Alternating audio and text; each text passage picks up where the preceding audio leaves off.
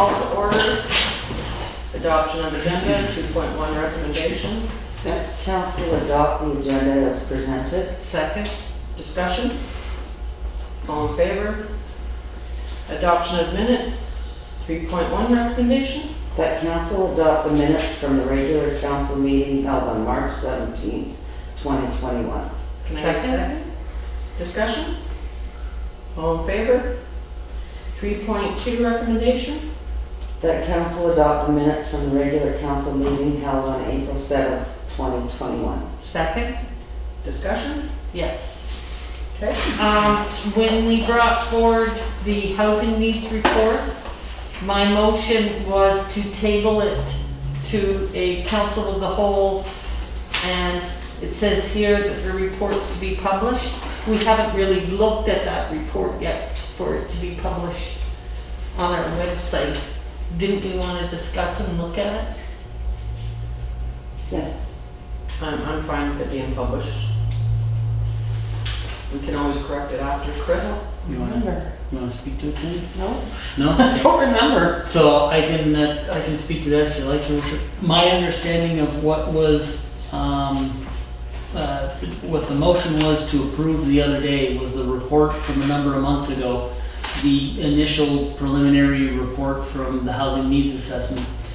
And in order for PRRD to finalize the grant application for that, there were some procedural steps that needed to happen. One of them was the council here approved that preliminary assessment and then published the document available for the public. So this is back in front of you guys now in that form, so that they can meet their required steps to obtain the grant. So there's a phase 2 of it that's coming up this year now, and I believe that might be what you're thinking about. No, the report that was in the agenda, Okay. housing needs, Okay. we received it, but I wanted it tabled so that we could have a separate meeting just with that report. Before you accepted it. What To discuss what our plan and our strategy was. What Okay. is the requirements for the regional district though? And they were time sensitive as well in order to meet the requirements of the grant.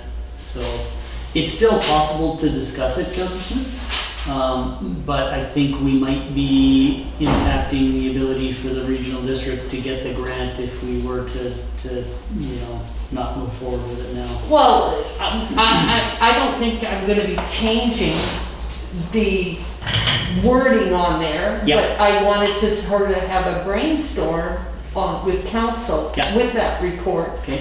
to decide or to discuss the issues, what we think, and how we're going to move forward. All I have is that a note saying schedule a working group for housing needs. And then I believe you said something to the effect of we should wait until we have full council. To do the brainstorming session. Yes. Yeah. So to that end, I mean, absolutely, we can schedule a meeting to discuss the contents of the report and how do we address those. Yeah.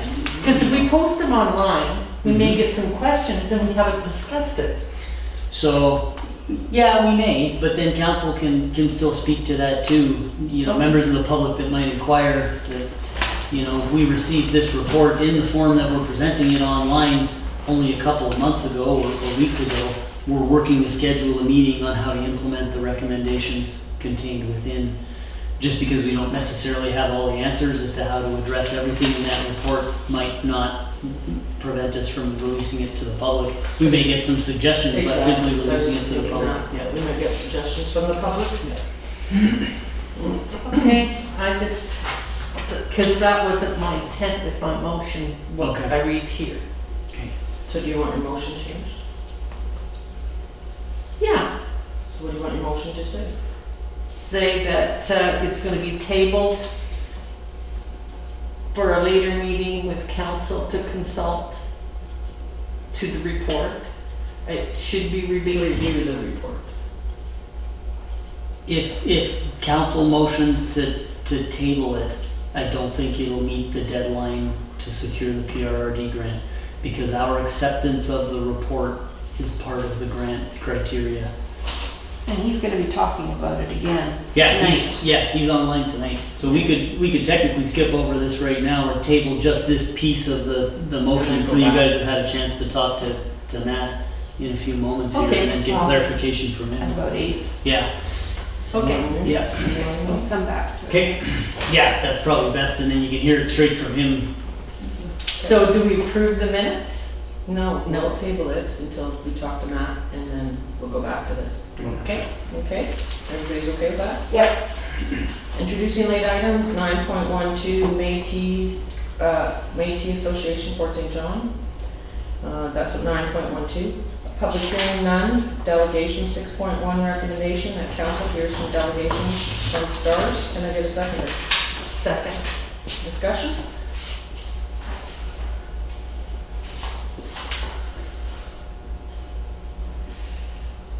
I want to hear what they, yeah. We're gonna hear what they. Okay, where are you? Glenda. Didn't do it. Yeah. Hey, I had this. Oop. Oh.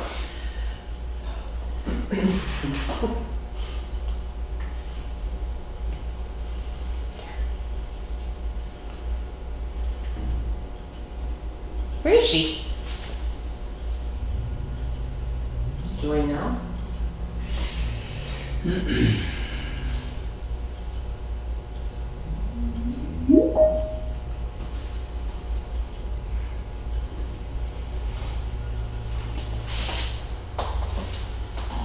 Here we go. Sounds promising.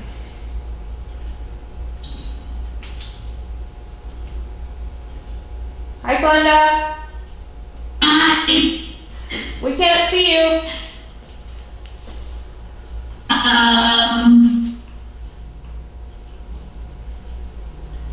Now I can hear? Now we can. Okay, So this is, I guess I needed to, you should be looking at council right now. Hi, Glenda. Mary Yes. Petty. Hello. Barb Smith. Chris Leggett. Marlene Hebert and Sandy Stokes. okay, It's all yours. I see. We're probably going to have a little bit of a lag, it sounds like. Yeah. Does it sound that way on? Yes, it does.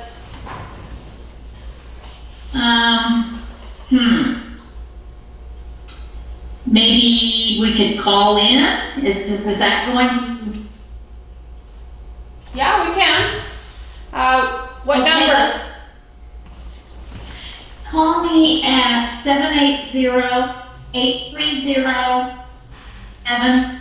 780-830-7006. Okay.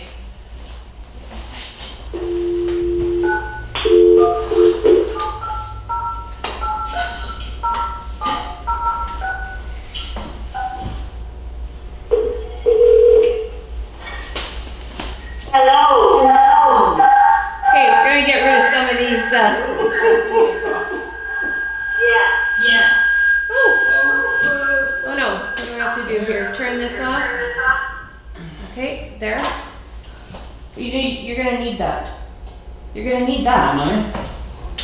She's got a presentation to show. Okay. Fair enough. It didn't come on. Chris, Are you able to see the screen? Yeah. Yes.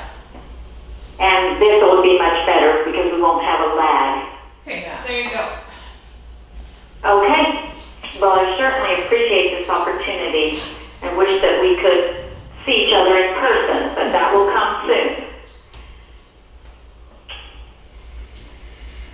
So first and foremost, I want to thank you for continuing to be partners with STARS and save lives. Okay, so I'm going to move to the next slide. Can you see the COVID slide? Nope. Yeah. Yep. Okay, there'll be just a little bit of a lag, I think, in between. So COVID-19 has changed all our lives. STARS is a physician-driven organization, and our number one priority is to protect and maintain unimpacted operations.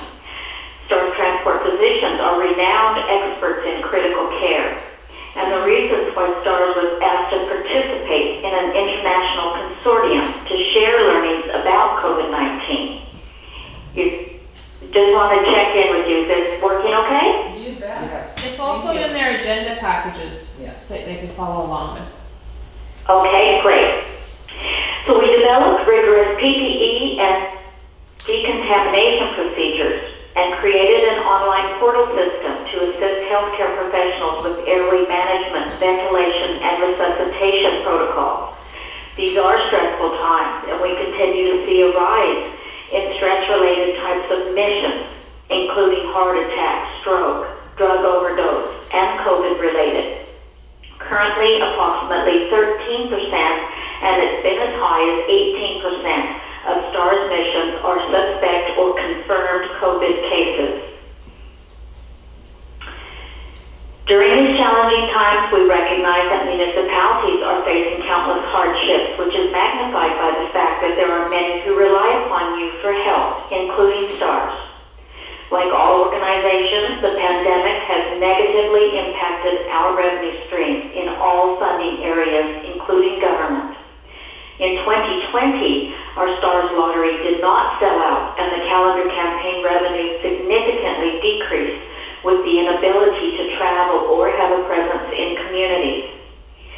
STARS site registration was considerably less, but not surprisingly with the uncertainty of the energy sector. With COVID-19 still looming around us, most of STAR's fundraising events have been canceled for the unforeseeable future. But let's look at the positives and what comes from being proactive. We mobilized and worked diligently to identify operational and fundraising efficiencies. We pivoted our fundraising programs to online events, and we are grateful to many communities who reached out to us to host 50/50s and online raffles in place of their annual community fundraisers that could not be held. We recognize that our STARS lottery is our single largest funding source, so we decided to move forward with the 2021 lottery. We are indebted to everyone who continues to stand by our side as this year's lottery did sell out, and together we continue to fight for life. When we look on the expenditure side, the increasing request for STARS is reflected with an increase in aviation expenditures. Administration costs reflect a decrease, but we too suffered the heartache of having to downsize staff members across all 6 of our bases.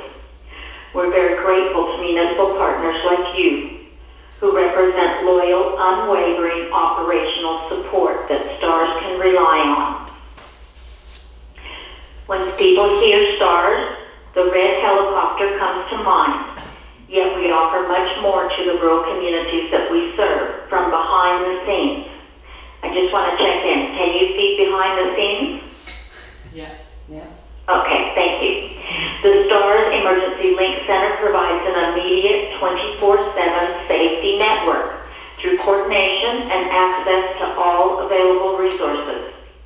STARS transport physicians provide medical guidance on all critical calls, regardless of the mode of transport for that patient. And they also support pre-hospital practitioners.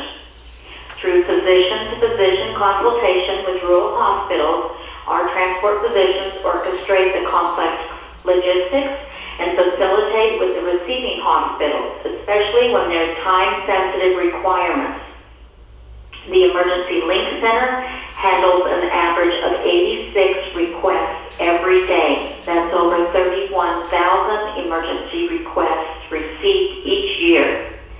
Most of the behind-the-scenes requirements involve STARS transport physicians.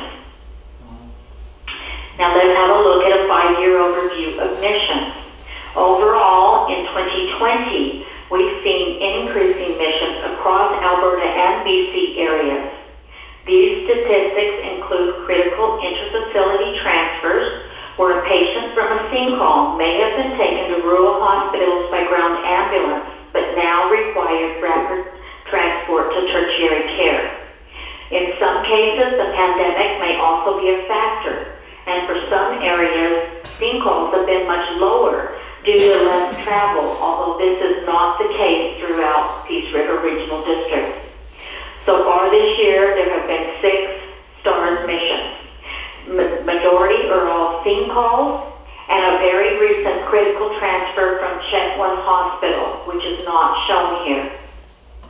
We're grateful to the Peace River Regional District Board and your representatives that have provided keen insight to move towards positive action.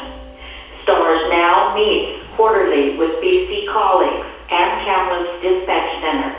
This has resulted in improved interprovincial collaboration, physician-to-physician consultation, and a defined process within the BC patient transport system. Keeping in mind that we all travel, commute for work and recreation, you can rest assured that your continued support of STARS safeguards that your residents have access to STARS throughout the Peace River Regional District and across Western Canada. The BK-117 Legacy fleet has served STARS well for 35 years, but this new H145 is breakthrough technology. It has increased fuel efficiency, speed, and range, and a unified fleet will significantly increase safety and reduce cost. There are currently 2 H145 operational from Calgary and Saskatoon, with the third one providing backup. We received delivery of number 4, 5, and 6, and we are awaiting completion of pilot training that was delayed due to COVID-19. Also, a new 5-bladed system has been announced with increased lift and load capacities, especially beneficial in mountainous terrain. So number 7 and 8 will arrive this fall, and they will be the 5-bladed system. And one of those is designated to the Grand Prairie base that will serve your area. All helicopters will be identically equipped, and the complete fleet should be done in 2022. So federal and provincial governments embraced the vision of having a fleet of H145s, and they provided funding for 7 of the 9 helicopters required to serve Western Canada. And then, of course, COVID-19 hit right in the middle of our capital campaign. So far to date, an additional $19 million has been raised from individuals, corporate, and some municipalities. There's still a market for the aging fleet, but of course it's going to depend on market value and the rate of the US dollar later this year. We anticipate the sale of the previous fleet could possibly generate up to $15 million. So the fleet campaign continues with roughly $10 million remaining. This is a look at the new H145 medical interior as the most technologically advanced intensive care unit environment. When you combine this with world-class critical care expertise provided by the STARS crew, having universal blood on board, advanced diagnostic tools, and with STARS transport physicians working behind the scenes, together this results in STARS providing the highest level of emergency critical care available today. And of course, ultrasound is one of the most vital diagnostic tools. Previously, we have had ultrasound, but it was a bulky device not easily transportable. This new handheld ultrasound is a game changer for trauma and heart patients, and with early detection will help avoid fatal outcomes. Since the beginning of STARS Grand Prairie, you have remained by our side every step of the way. We thank you for your leadership and for recognizing STARS as an essential service.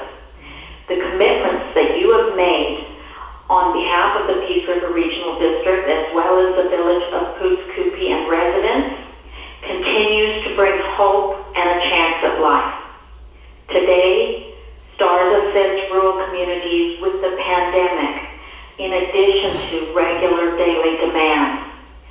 The most important time is now, and you are STARS' reason for being, and we sincerely thank you for your continued support and helping us to save lives.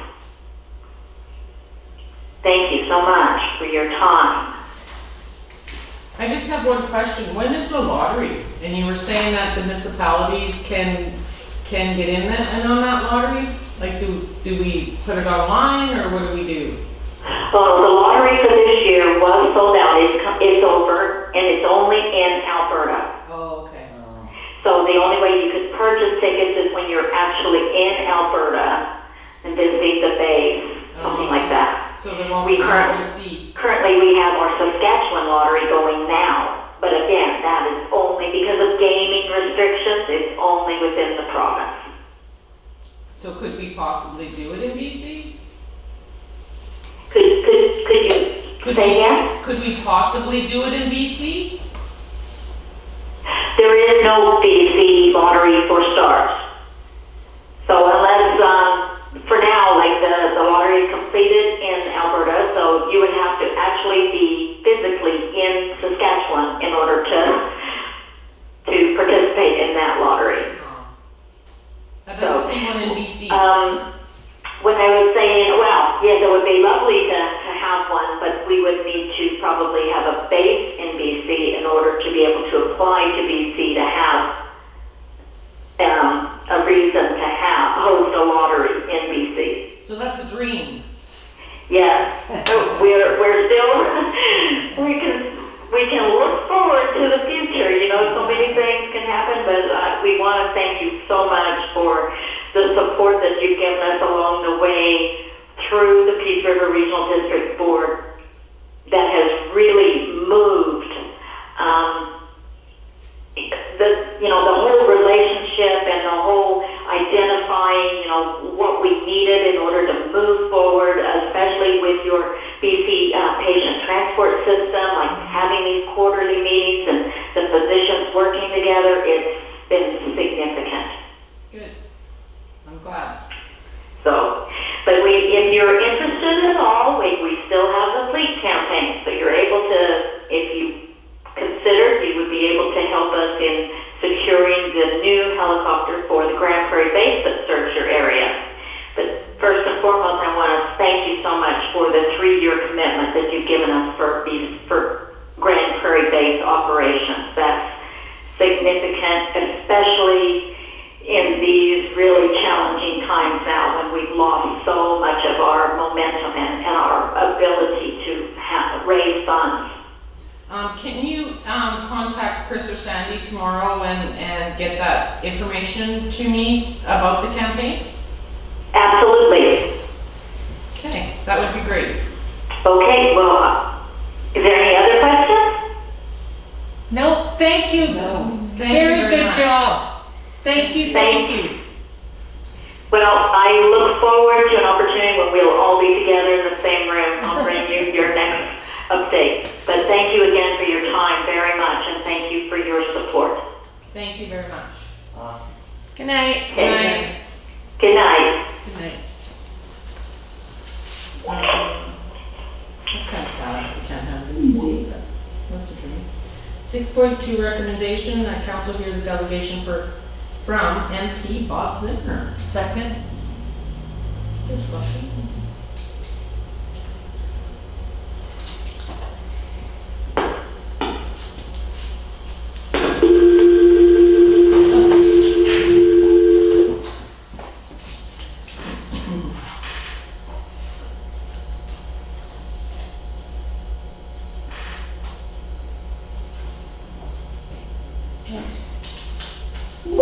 Not quite 7:30 yet, so Okay.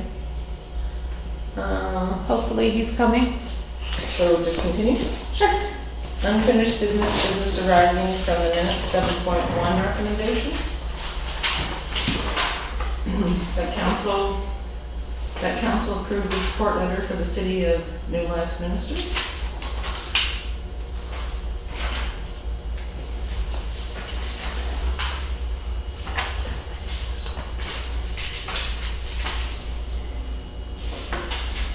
Is there a seconder? Can I get a seconder? Second.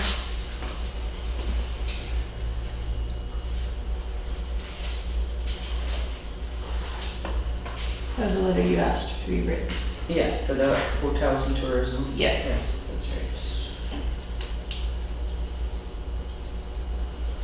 It's even worse now. Do everybody agree? All discussion? Yeah. All in favor? What are we voting on? That the We did letter's another okay? se- Pardon me? That the letter's okay to send? Oh, Oh, okay, yeah. yeah, sorry. So we all agree, Sandy? Okay.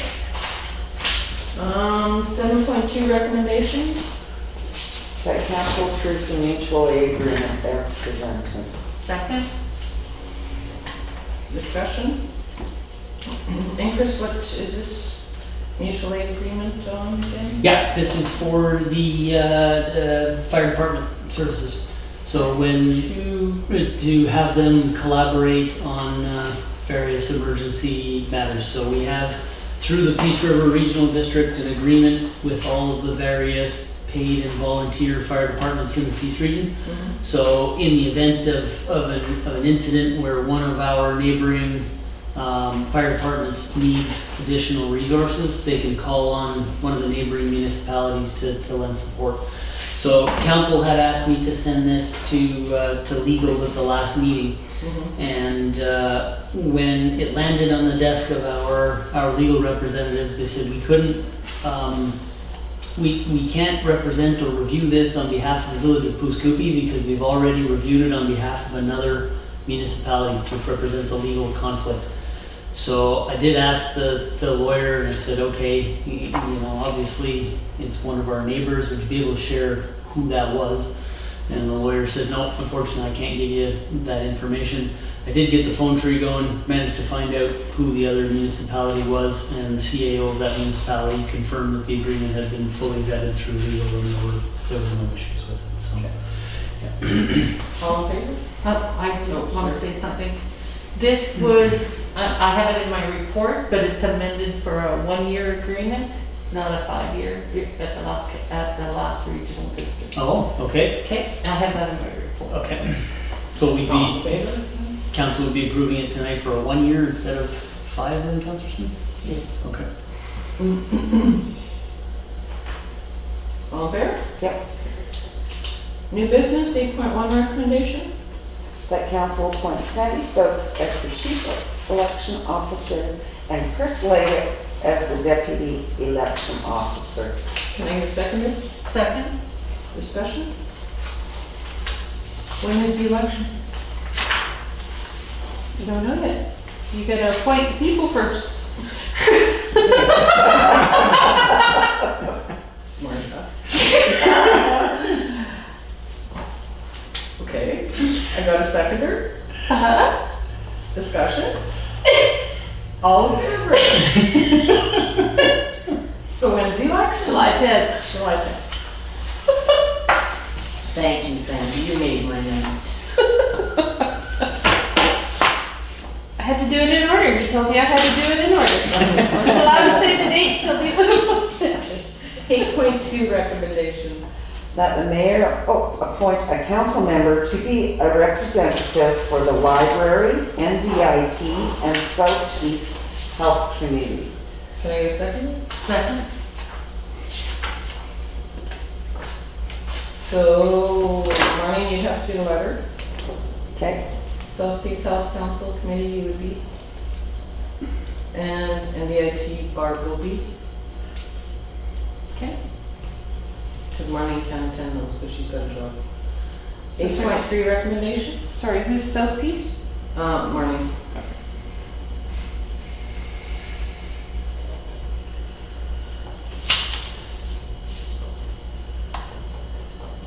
And then we'll revisit all this when we have a full council again. 8.3 recommendation. That council approves the $125,000. Oh, just now. All in favor? 8.3 recommendation. That council approves $125,000 for emergency assessment and engineering work for the Village Lagoon site. Second? Discussion? Chris? I'll speak to this before I get asked. So my apologies, folks. This didn't, of course, make its way to the capital and special project plan, which started months ago. And I'm going to speak to it in my CAO report, although I may not have to now, I guess. We're required to discharge the final settling pond into the Pooskoopi River in increments of up to 2,300 cubic meters a day of water at a maximum between the dates of April 1st and June 30th. And we only have that window to do it. When we went down to the lagoon property to go ahead and begin it this year, the Public Works folks turned on the valve, nothing happened.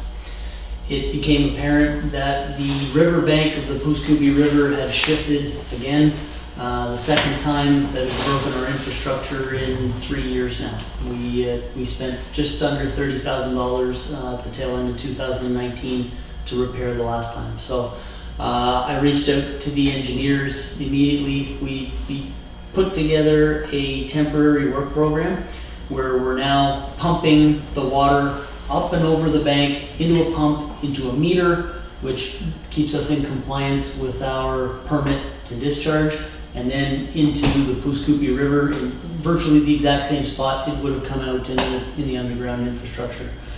In the conversation with Dr. Joanne Cornby, who's an environmental specialist in this type of thing, I initially said, look, it's the second time that this infrastructure has failed. My preference would be that we leave sleeping dogs lie and that we move to a temporary discharge measure through one of these pumps. We'll spend $25,000 or $30,000 to buy a pump. Every spring, we'll trailer the pump down to the lagoon, we'll hook the hoses up and over it goes. It's going from the same point A to point B, no problem, and problem solved. We were advised that that can only take place for a maximum of 2 years under a Ministry of Environment permit, and that the village is required through ministry legislation to build in-the-ground infrastructure to do the discharge.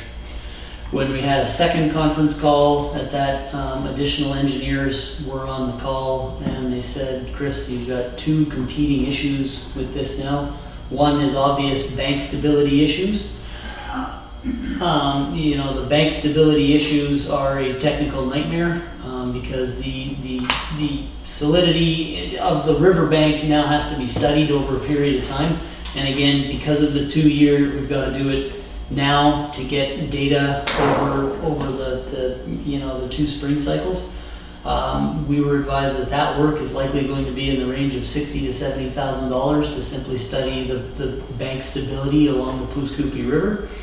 Once that has been determined to be stable or unstable, we then have to very quickly enter the engineering phase to design some type of structure that will withstand a perpetually shifting riverbank and allow us to put a pipe in there that isn't going to just pull apart another 2 years down the road. They estimated that to be the balance of the money we're requesting. So this is one of those things.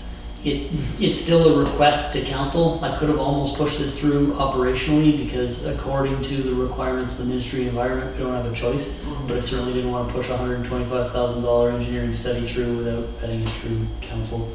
But at the end of the day, I don't see any other way. We have to complete this work and get it done. So 125 is for the study, and how long does the study take? I don't quite have those details. We'll definitely get a work plan out of the firm that's going to do the bank stability assessment. And they say it will be 125? No, that piece of it's going to be, all of this is estimates. I could actually, Your Worship, come back to you in 2 weeks and say, okay, we got approval for the work plan and I've received quotes now from the 2 engineering firms involved and this is going to be 150 instead of 125. So why don't we just go for 150? We could, yeah, give us a little, I'm pulling number, that was the number that was suggested by the 4 people on the conference call that would be adequate at this point. I'd rather keep it there for now. If I got to come back for another 25 because scope of work changed or something that they discovered in the initial site review and whoops, we didn't account for that.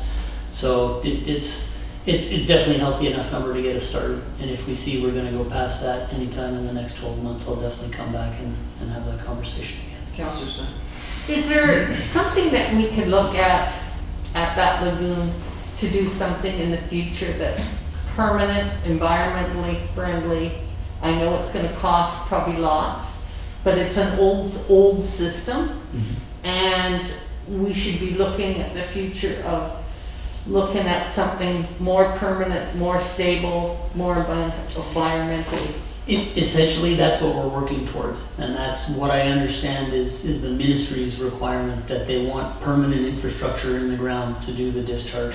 The other thing that's come up in the context of all of this is, in discussions with the Director of Public Works, our final settling pond was inches from the top of the bank for the second out of 3 years, and we didn't have a particularly wet spring. So to your point, Councillor Smith, those were designed and scaled to the size of this community a decade and a half ago, maybe. We only have to look at Peterson Simmons subdivision and the nice, sold the property up there. the nice 4-bedroom, 3-bathroom homes that are going up there by those qualified contractors, and obviously that puts additional material. It's called pressure Yeah. on the banks. So we will, I believe, sooner rather than later, be coming back to council to say something has to be done to the final settling pond to increase its storage capacity, or we may run into a situation where, due to a particularly wet spring, we have a breach. If we have a breach, very, very serious environmental issue. So will this environmental study also include that? No, Chris? that's not part of this work scope right now. We just need to figure out how we get the water out of the pond on a compliant basis for right now. But I'm going to be heavily involved in this work too, and those conversations are going to happen with the engineers, boots on the ground. I've been told there's a couple of different ways, and the preliminary conversations already happened. And I've suggested to the engineers that the new discharge pipe needs to take into account a likely larger pond at somewhere down the road. Well, since the federal government's giving out green initiatives, why don't we maybe think about the greens Yep. lagoon Yep. or system? The lagoon's fairly green. There is initiatives. I hear what you're saying. There is some safe Yeah, so there'll definitely be more information coming to council from me on this initiative. So. Okay, all in favor? Good evening, Mr. Zimmer. Good evening. How are you? Good, you? Good to see you, Mayor, and everybody else. It's been a while, eh? Yeah. Yes. Did you overhear Yeah. the conversation? Sorry, I can't hear you. Did you hear over our conversation? Over our... I was listening a bit, but I'm busy writing some stuff down too, so Oh, it's yeah. kind of half listening, half busy doing something else. So. Oh. So what do you got for us? Well, what do I have? So I just wanted to say hi. It's been a while, and sorry about the delays. I think we've all had lots to do over the last little while. But just wanted to, I think you must have gotten a phone call by now about the Canada Summer Jobs. No, you never called me. Okay, Yeah. I will do that. I can let you know, I will let you know, Mayor, right after this, because I have the sheets beside me. I just don't want to go digging for them right now. Okay. So I will let you know what you've got there, so just to confirm. Okay. We're making calls yesterday, so the word is just getting out. Oh, okay. So I'll make sure that we get you the news that you need, but Chris from my just has account, something to I say. got what you were looking for, but I don't want to say that yet. I'll give you the exact numbers of what people you asked for and the amounts as well. Okay, Chris just has something to say. Yeah, thanks, Your Worship. Just to let you know, MP Zimmer, your staff has reached out to us already on 2 occasions. Yeah, that's what I thought. Yeah, I tried Yeah. to follow up this morning. I left them a voicemail that we were playing phone tag. I just like And to sorry, call. Mayor, for not talking to you directly. We just had 2 budgets the last 2 days, the provincial and the federal, so I've been a little preoccupied. I know. To say the least. So anyway, so hopefully that meets your standards, what you were looking for. I know there was, last year was a bit of a fiasco. I can't recall if you got what you were looking for then, but Yeah. this seems to be a little bit more of a straightforward process this year. So again, I hope that it helps Cruz, because I know every municipality's got its challenges with COVID and everything. Maybe I'll just, I'd rather open it up for questions and answers, but I think if you've seen the budget, you've seen some of my concerns around it. I expected to see this much money getting shoveled out the door, that we would see a lot more infrastructure money. And I don't know if you've looked, but the corridor funding for the entire country is about 1.9 billion. Sounds like a lot, but you know how quickly money can go. And then we saw specifically earmarked for the north is 15% of that, so 285 million. Which again sounds like a lot, but that's probably just would cover off a piece of the bridge if that ever got done. So, you know, and we have a huge north in the country. So I'm not, you know, I guess I'd go back to what I said in my statements on, did a lot of interviews on it, is usually when times are down, and you know this, infrastructure ramps up, right? It puts people to work, it gets things done that we haven't had time to do during the good times, so that's when that stuff's supposed to get done. And I don't know about you guys, but I am not seeing many crews on the road building stuff that should be getting built right now, so I'm wondering where all this money's going, probably like you are. And anyway, I think we know where all the money's going. But that said, I just wanted again to say good to see you again there. I know you've had a challenging little while here too, and as somebody that's, you know, none of us are perfect. But sometimes we have a big heart, and sometimes it just comes out wrong. And I know that's I know your heart's big and in the right place. So, Bob, I was going to ask kudos to you. I was going to ask you, the Métis Association in Fort St. John asked us to fly the flag, and I was just wondering what your opinion on it is. I don't really have an opinion on that kind of stuff. I would say it depends on just what I would say is what would be your standard practice as a municipality. If it's something that you do for other groups, then I'd say, well, fair enough. But if it's a standard, you've said that we're not flying anybody else's flag, like I know certain municipalities have just set that standard and not going to get into that, then I just say we'll hold to that standard. So I just don't know what POOS is established as a norm for flying different flags. Well, it will stop the divide, and Fort St. John Métis Association accepts my apology. Yeah. So, and they asked me if we would fly their flag, and I said I would. The Métis Association is, I have friends that are on there, and people that I would call good friends too, and I think they're a good organization. That's from what I know. And the relationship that I have with one of the key members there is a good one. So, you know, from my own perspective, again, I think they're a good organization, do good work. Yeah, they do. Well, thank you. Yeah. We were just talking about a green initiative for our sewer lagoons. Is there any money out there for lagoons? There is. There's a whole bunch in there with that's got earmarks of green on it. It just depends on how you want to ask for it, I guess. Yeah. And I have to do a bit more of a deeper dive into how that money's going to be given out, because there's been some different compartments. There's been in the budget, there's a BC specific desk. It used to be Western Economic Diversification, WED. Most of us knew it as. You might have known that too. I always call it, they're the check writing arm of governments, these economic development agencies. There's a specific new one to BC now, and they've been given a pool of money of $533 million.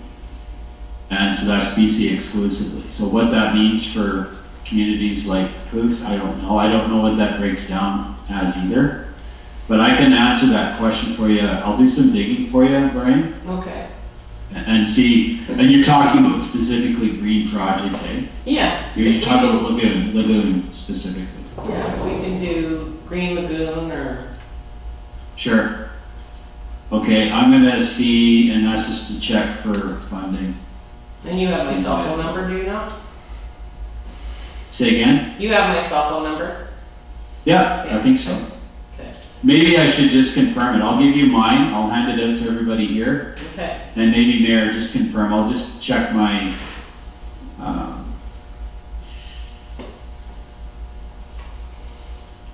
I have, can I say it out loud here? Okay. Yeah, 786-5794. No. The office one. That's not? That's That's the our office. office. That's the only That's number the I office. have for you, Lorraine, here. And that's my 250. contact for you. 719-8099. Okay, I'm putting it in here. Just hold on a sec. And that's mobile, so 250 719 719 8099. 8099. Yeah, and then you can just send me yours through Messenger. Sure. Well, I can give it to everybody here. I have no problem doing that.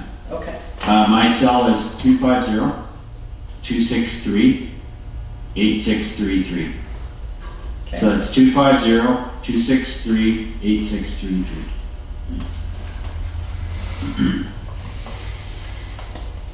Okay, and just call or text if you need. You bet. Yeah, I'll get you that information though, Mayor, as soon as I can find it. Okay. Any other questions? Barb? The seniors are really been impacted during this COVID. We need a federal plan for seniors care across all Yeah. provinces.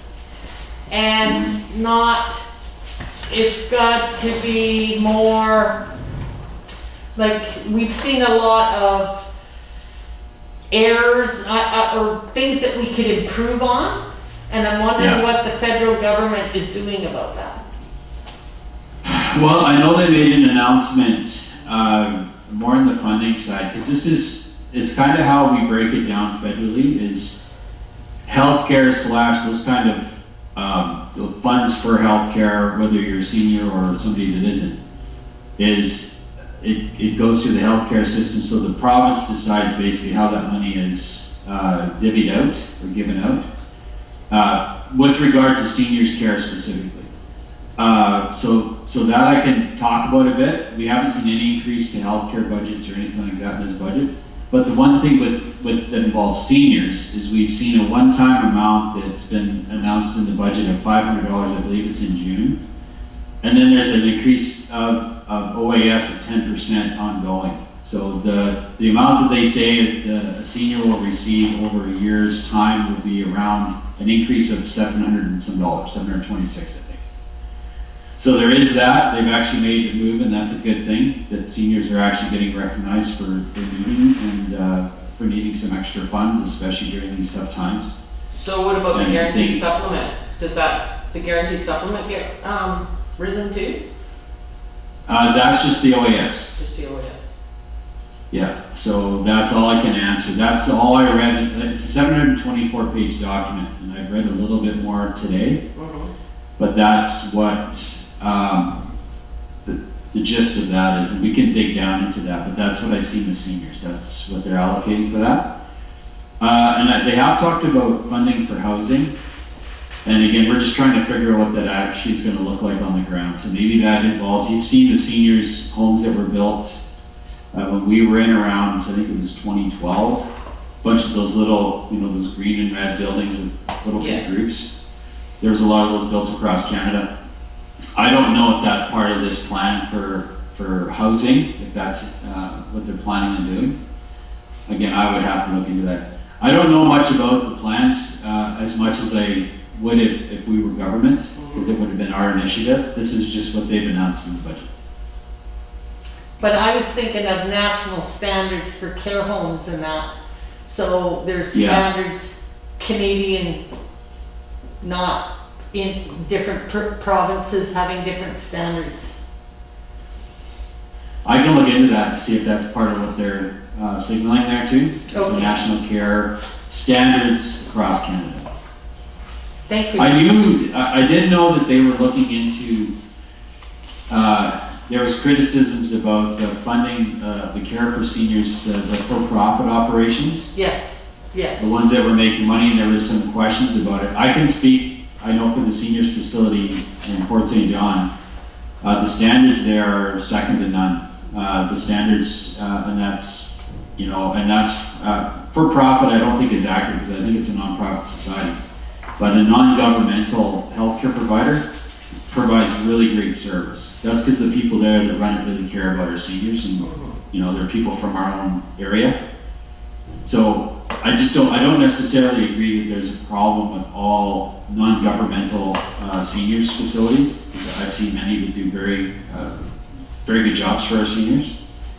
But that said, I think to answer your question whether a national standard is necessary, I do think our seniors deserve the best care that we can give them, and if that involves a national standard, we should be looking at that. those ones that are poor performers need to be brought up to that higher level for our seniors. That should happen, absolutely. Thank you. Right? No, nothing. Well, we'll keep in touch, Bob. Okay, good. Have a good night. Is that all you? That's- Yeah, okay, well, thanks, Lorraine, and we'll be in touch. I'll get you the information that you were asking for. Sure, thank you. Okay, take care. Take care. Good night. We were up on lagoon. 8.4 recommendation. That council provide direction on the setting of tax rates for the 2021 calendar year. Second? Discussion? Chris? Yep. Is that gonna be what, 2020 taxes? Thanks, Your Worship. No, that'll be what I'm essentially recommending, and if council would reference page. So it's the net taxable values here. It will be page 73 of the agenda. So, and I included the tax rolls here, just a general summary, so the council could see what was happening with the overall roll folios in the village. And essentially, the 2021 completed tax roll is a couple $100,000 on 92 million shy of what it was from the previous year. So to keep it straightforward, council in 2020 had passed a motion to reduce the mill rates by 25% over the 2019 mill rates.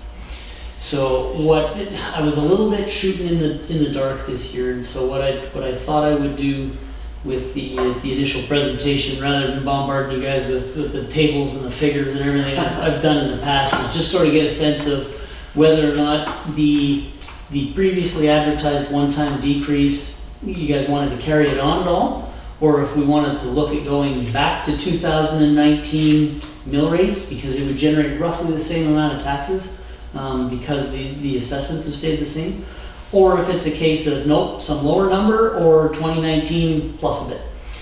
In which case, because then I can go back and it takes me about 2 days to crunch all the numbers and input everything and reconcile it and do Well, you all had the that. 2020 numbers, and then we decided to knock off the 25%. Why can't we just use those numbers? Well, that's what I mean. That's sort of what my report is suggesting, that we simply, go back to the 2019 mill rates, in which case that would effectively nullify the 25% decrease that was advertised as a 1-year decrease.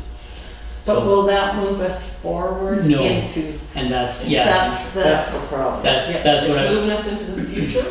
Well, it would basically, we'd have lost 3 years of potential additional tax increases at that point, right? Or sorry, 3 years. No, 2 years, 2020 and 2021. Because 2021, we actually went backwards. And then if we go back to the 2019 rates in 2021, well, it's all flattened out.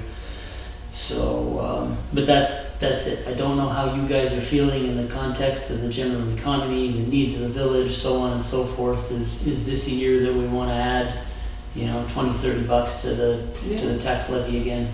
Yeah. Yeah. Okay. Yeah, we gotta get the tax rates up so it starts being sustainable. Yeah.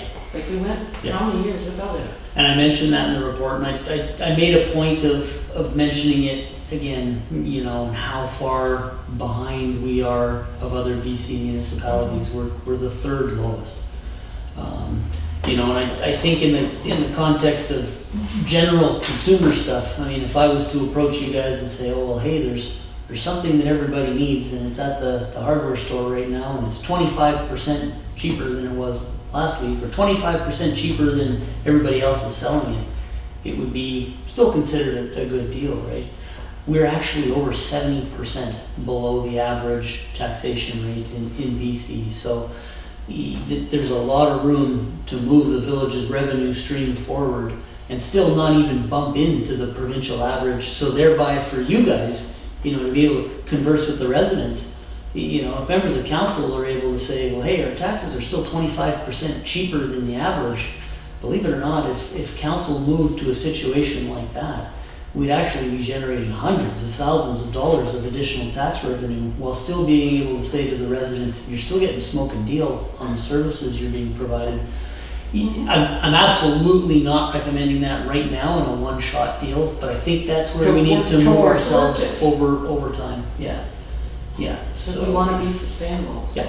you know, and we know, I mean, gas costs us the same as it costs a municipality in the central interior. We're all buying the same equipment, the same pickup trucks, the same so on and so forth, so if the average municipality in British Columbia needs $1,500 out of its household, or its average households to sustain the operations, you know, that's sort of something we should look at.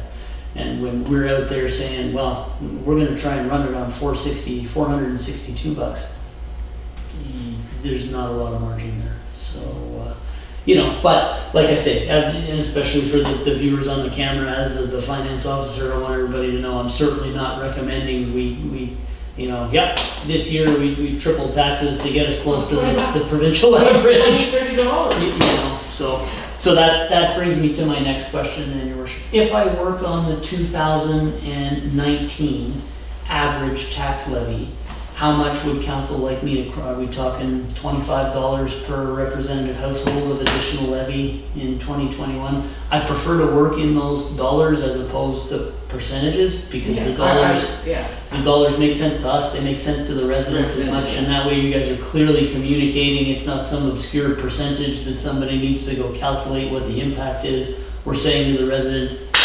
$25 a year extra is what we're asking for out of your household. So, All in favor? yeah, 25, okay. 8.5 recommendation?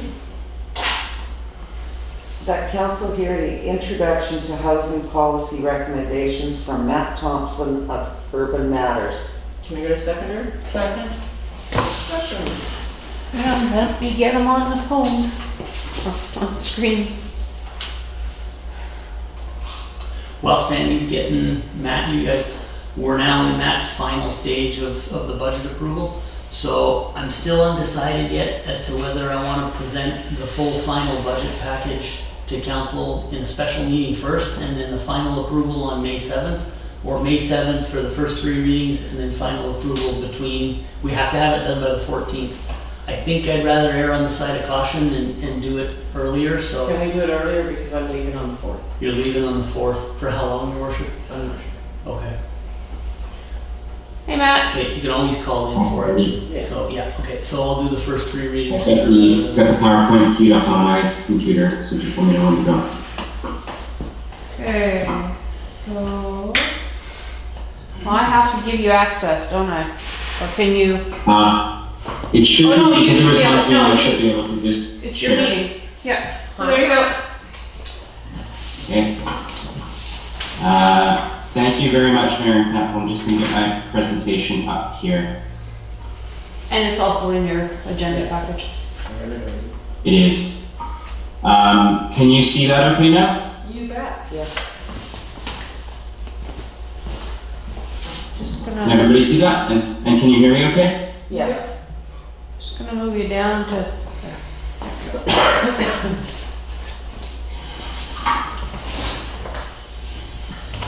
Is that all right? Yeah.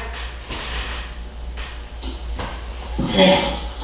So we'll get started. Thank you very much, Mayor and Council, for taking some time to hear from me this evening. I believe the last time I came and spoke to you was in November of last year regarding the initial outcomes of the housing needs report. So I'm going to give a short update on the outcomes of that. But primarily I'm here to talk to you regarding the next step, the final phase of the project, which is regarding housing policy and action recommendations. Sandy, is everything okay on your end? yeah, we just got some feedback You got 2 different things Okay. volumes. and I'm trying to figure out why. Now, 2 volumes? A sec, I'm just gonna change my volume on, take my volume away on my computer. here. Okay. Okay. Try that. He took his, Oh, now he's gone. I thought this, that's working. No, that's up at 40 something. Okay, let's go the other way.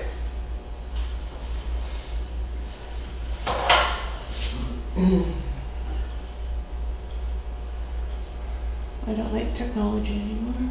We need a new system. little too much of it in the last year, isn't there? Yeah. Okay, how's that? Okay, can you hear me now okay? Yeah. Okay. So I was just saying, here to talk to you tonight. Thank you very much for taking the chat. Here to talk to you about the final phase of the housing project, which is essentially developing some housing directions and action recommendations for each of the partner municipalities in the electoral areas, as well as the regional board as a whole. So I'll talk to you more about our process in a moment. But just the agenda for this evening is about, I want to tell you a little bit about the process and sort of what we've been doing over the last several months since you last saw me. I want to just go briefly over some of that, at a very high level, some of the key findings coming out of the Housing Needs Report. A bit of a reminder, but mostly making sure that we're making the link between some of the draft recommendations that I'm presenting tonight and those key findings for Goose Scoopy. I want to spend a little bit of time on discussing the role of local government as it relates to the kind of direction around housing, and then we'll move into kind of the housing objectives and the draft policy recommendations and some next steps. So a little bit of a reminder about the process. So we started this project and we are contracted by Peace River Regional District about a year ago, primarily to complete the housing needs reports, which are now legislatively mandated by the province, but also to do this important piece of follow-up work, which is to develop some recommendations for the partners on the project.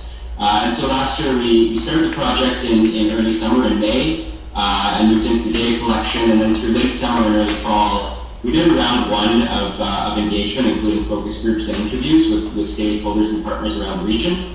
Then from there we drafted kind of draft housing needs reports, at which point several municipalities and some stakeholders asked us to do another round because some important stakeholders had not been able to participate in the first round. So we undertook in December and January an additional round of engagement, completing an additional, I believe it was 24 interviews in total across the region to bring our total to nearly 50, plus a number of organizations contacted through our focus groups. And I would like to thank everybody, the mayor and council for providing input on individuals and stakeholders to talk to when we were doing that second round of reach out. So thank you very much for that. It's greatly appreciated. Earlier this year, we did finalize the housing needs reports, and so that has been completed for all 4 municipalities in all 4 electoral areas that were participating in this project in the regional district. And the reporting for that is completed next week to the Union of BC Municipalities, who is the grant funder. So that's kind of the background. But this piece of work that we're working on right now is really sort of developing some actions and recommendations for the partners in the project to take forward. So I think very wisely the partners in the project, when they were framing this, said it's not enough to do just the research. We also need to be really considering what we do with that research and how can we take action in Peace River to address the housing needs that are identified. And so, so that's kind of what I'm here presenting about tonight. I really want to stress a couple of things. One, I'm here to present a series of options to you tonight. None of these are set in stone. The report has not been drafted, or it's in a very early phase. The intent of tonight is to have you kind of think about some of the options that Goose Scoopy as a local government can engage in, and determine where you think you as a council and you as an organization really want to sit with regards to driving forward certain initiatives within the community and also regionally.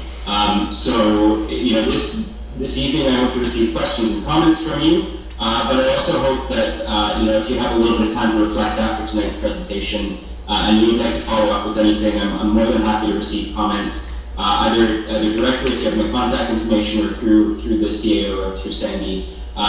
Because as I say, these recommendations are in draft form, and we want to make sure that they're fitting with all the communities that we're presenting to.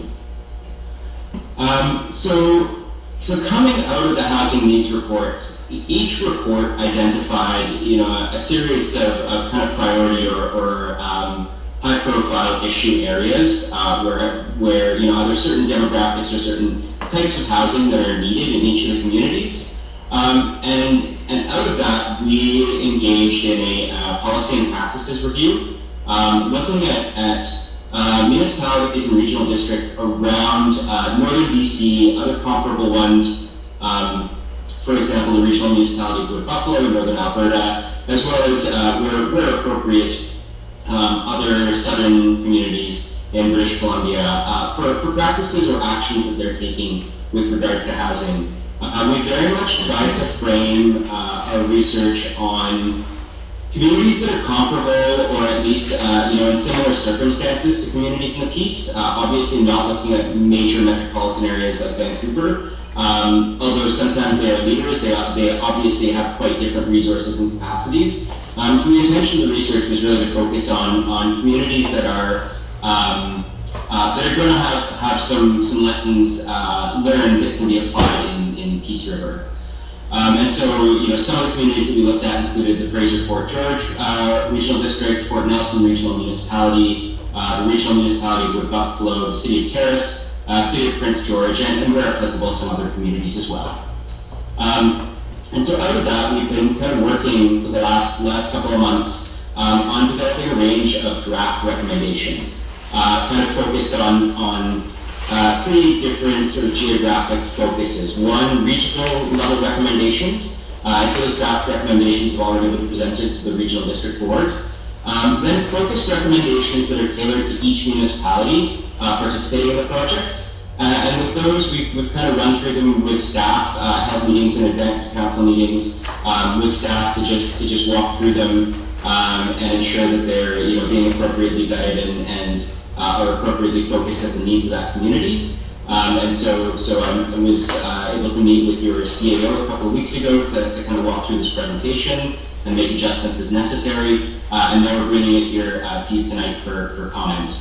And then of course, tomorrow morning I will also be presenting to the Electoral Area Directors Committee for the rural recommendations. So tonight's focus is really on recommendations for the village of Pouce Coupe, not the regional level, although those have been in draft form presented to the board. And every other municipality participating in this project will have their own version of this presentation. But tonight's recommendations are really about what the village could and may want to do moving forward. So just a quick recap, some of the key findings that we saw in the housing needs assessment. That housing affordability challenges exist across both owner and renter households, probably focused on a smaller proportion of owner households and are particularly present or sort of visible for renters, especially low-income and senior renters in the community. Because of the limited availability of affordable rental units. What we heard through some of the stakeholder engagement is that due to the sort of resource-based nature of the economy in Peace River, there are many workers who are able to kind of pay much higher rents than some of the lower income members of the community, and that obviously adversely impacts them when there are a limited number of rentals to start with in a community like Pouce Coupe. Additionally, we heard about the impacts of the shadow population, and that is a regional issue, but just worth noting in all the communities, that really influences the availability of rental properties and the cost of renting. And finally, we did hear that although it remains a relatively small problem, the need for flexible and supportive housing for a range of different individuals in the community, including seniors, individuals with disabilities, and individuals who may be at risk of homelessness or even experiencing homelessness, is present and it's growing. Most of that need does tend to still be focused on the much larger urban centers in Peace, such as Fort St. John and Dawson Creek, but that doesn't mean it's not an issue in the smaller communities, and certainly given Pouce Coupe's proximity to Dawson Creek, remains an issue that the stakeholders raised with us when we were engaging with them.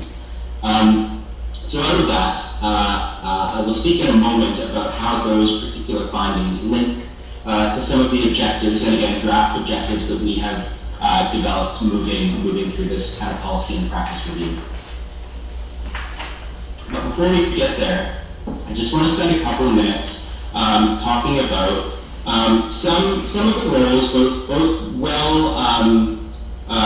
well established and emerging, that local governments are typically taking on with regards to housing. So you'll see, and I hope on the version that you received in printout it's not too small, and I hope you can see this adequately. But these icons sort of illustrate the different roles that are necessary to build a wide range and an appropriate spectrum of housing in our communities. And they range from facilitating development to regulating and incentivizing certain types of housing, to investing in desired or priority housing types, to monitoring, researching, and even innovating around housing, education, advocacy, developing partnerships, building affordable housing, operating affordable housing, and operating support services. Now, not all of those obviously should be conducted by local governments. There's a wide range of partners who need to be involved in the development of affordable or even market housing. And those include Indigenous governments, non-profit housing providers, developers and builders in the private sector, senior government, and then of course there's a role for cooperation and partnership right across those partnerships. So when we look at local governments and their role in BC, there are a few what we call very sort of traditional and established roles. Facilitating development through things like official community plans, prioritizing the type of housing that is a priority for a community, and then implementing that OCP is a very long established way of intervening or helping to direct the facilitation of certain kinds of housing in a community. Obviously, stemming right out of that, zoning bylaws and the regulation of certain housing types and forms and uses is something that local governments have done since inception.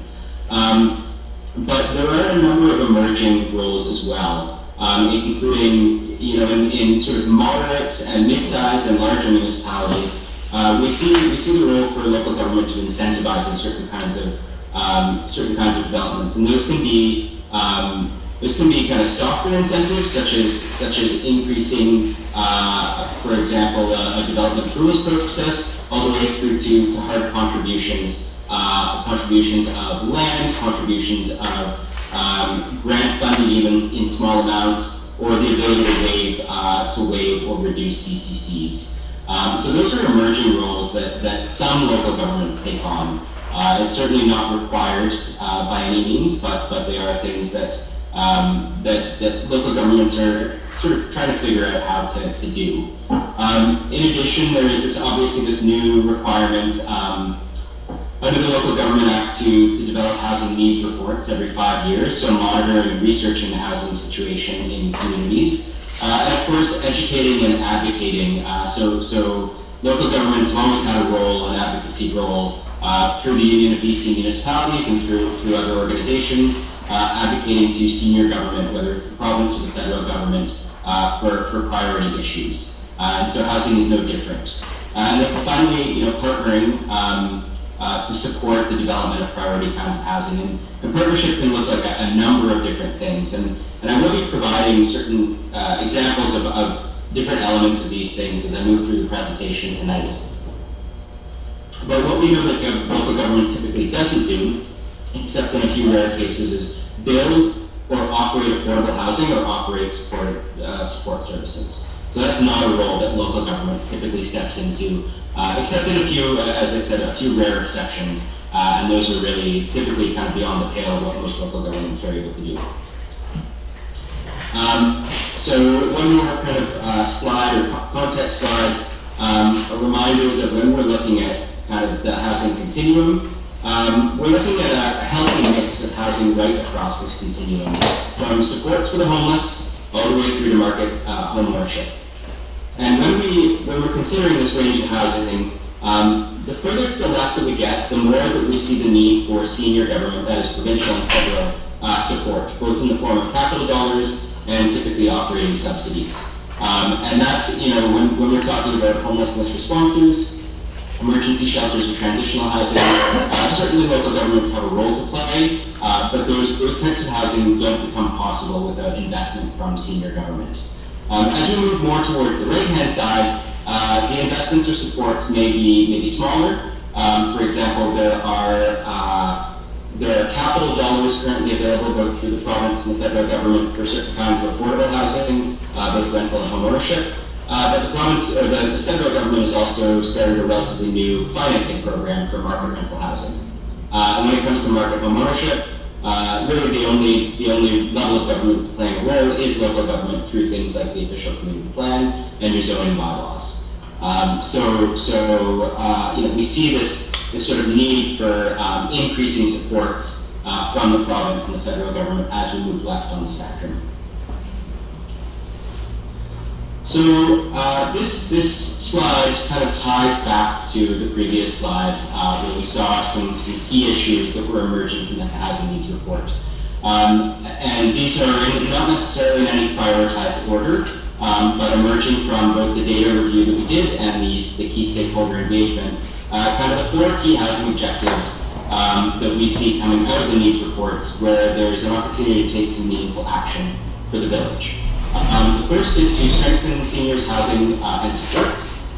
This was a major issue that was raised right across the region. Lack of adequate seniors' housing, lack of adequate ability to age in place. And so we've got some recommendations built out for how Puskupi may be able to address that objective. Second is facilitating and incentivizing the development of affordable rental housing. So again, two major priority populations we saw through the needs report were seniors who were senior renters in core housing need and lower income renters in core housing need. Working to strengthen regional homelessness supports. So again, this is kind of looking more towards partnership than the village acting alone, but we're working to address and develop stronger kind of regional responses to homelessness. And then finally, looking at opportunities to continue, and it says facilitate the right mix of housing in the right location. Your OCPP already does that, your zoning bylaw already does that, but there are always opportunities to kind of think about how to improve and strengthen those things. So not to say that the village is not already doing that, but to continue to build on the good work that you do through your existing planning documents. So, objective number 1, strengthening seniors' housing and supports. There are a number of potential actions that the village can take here. You can look at promoting principles of universal design for new housing, especially in any new multifamily, whether it's affordable or market level that comes into the village.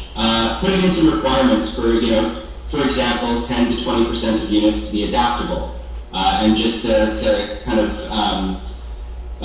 reiterate what adaptable is typically when builders kind of rough in the building supports and requirements that are required to make a unit accessible. So having the additional 2x4s in place behind the wall so that you can install a handle in a shower or by a toilet for somebody with accessibility or mobility issues, lower countertops, wider doorways, typically things that don't significantly impact building costs when it's happening, but do make it significantly cheaper to adapt the unit to become accessible. So some municipalities look at minimum thresholds in their multifamily housing. Working with service organizations to strengthen the awareness of the SAFER program, which is the BC Housing Shelter Aid for Elderly Renters program, which is currently undergoing a revamp through BC Housing. And so making sure that seniors who need supports are aware of this and have access to advocates who can help them fill out the sometimes onerous paperwork that BC Housing requires for this type of rental incentive. And this can be something as simple as having brochures at the front counter of the village for when seniors are coming in and asking about things. Typically, municipal offices are where everybody goes, from developers to the public to nonprofits to access information, and making that information more available is a small but important thing that can be done. potentially identifying municipal-owned, institutional, or other desirable sites for the development of independent living or supportive housing or assisted living for seniors. And this will tie directly in with the recommendation in the next objective, which is around lower income or affordable rental. The number one thing that we hear from senior government funders to bring them to the table with funding is the requirement for land.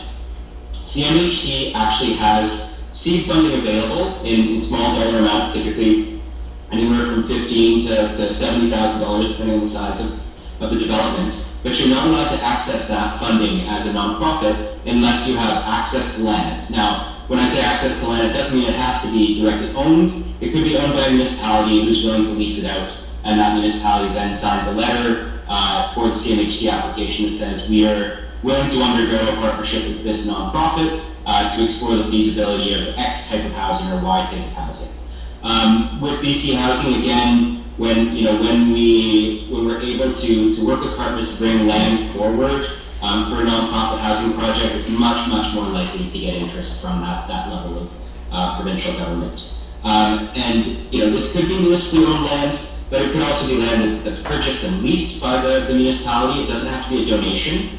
It could also be church land. We're increasingly seeing churches in British Columbia being redeveloped for the purpose of affordable housing, while also maintaining that original institutional purpose. Oh yes, sorry, I see a question. I apologize, I can't see very well, so. That's okay. We have some property here that BC Housing owns. Now, is this going to be shared with BC Housing, what our needs are? Is that something that we do, or you do, or? Yeah, so typically it would be something that the municipality or its partner stakeholders might undertake. Unfortunately, with these needs reports are structured, they go to the Ministry of Municipal Affairs, and so they're not always shared with BC Housing in the way that we might want them to be. We're working on our end to kind of share some lessons learned with BC Housing, but that information doesn't always flow through to them. So, is that land that you have, is it currently developed or is it undeveloped? Undeveloped. So I think in that case, if BC Housing has land that is undeveloped, then an approach from the municipality, potentially in partnership with a nonprofit, would be a very appropriate thing to do to sort of request to them how they might make use of that land. That's from Yeah, BC Housing. Yeah, that one is, no, they don't own. Well, They're just about done with BC Housing. that's what I'm saying, but they own the whole lot. Yeah. That is a developed lot. The one next door is what she's talking about. Okay, sorry, I can't hear very well. I didn't catch all of that. I said the lot that she's talking about is next door, and it is a service lot, and it's owned by the Tremblay House. Oh, okay. So in that case, if it's owned by a nonprofit institution, you might look at a redevelopment or a development again through. There are a couple of different housing streams or funding streams that BC Housing has, and you might enter into partnership, or even just encourage the nonprofit to seek out further funding support either from CMHC or BC Housing. Thank you. So, building on that, the next bullet directly sort of stems from that. You might consider acquiring land for the purposes of prioritizing maybe a mixed senior and family housing development. So, I mentioned earlier that BC Housing has some funds. Their community housing fund is a capital investment program that prioritizes both seniors and lower income families and has a mixed income model. So some are deeply affordable, some are below market, and some are near market developments. And the purpose of structuring it like that is so that the near market housing helps to subsidize the lower or the deeper subsidy housing. And so, that is another area where the municipality, either in partnership with other organizations or through its own initiative, may seek to acquire land or partner on land. And Another, just a smaller item, continuing to ensure that OCP language encourages new seniors housing close to amenities when you're looking at an OCP update. And then, potentially a bigger item is working with partner member municipalities in the regional district to host a forum for community serving organizations, volunteer organizations, First Nations partners to discuss how to address supporting seniors aging in place regionally, and also to support regional coordination.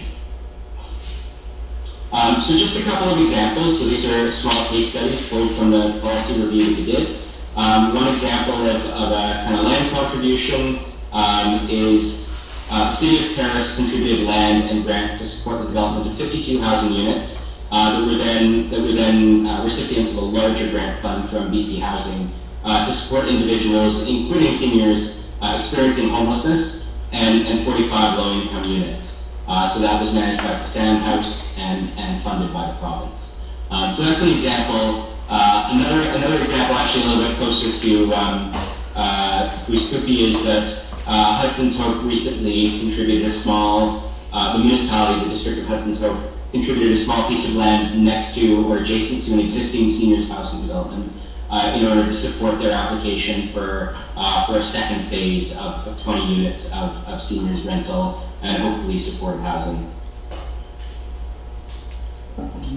So moving into the second objective, which is facilitating and incentivizing the development of affordable rental housing, there's some overlap with that first objective because in some cases the seniors that you might be looking at serving are also low-income renters.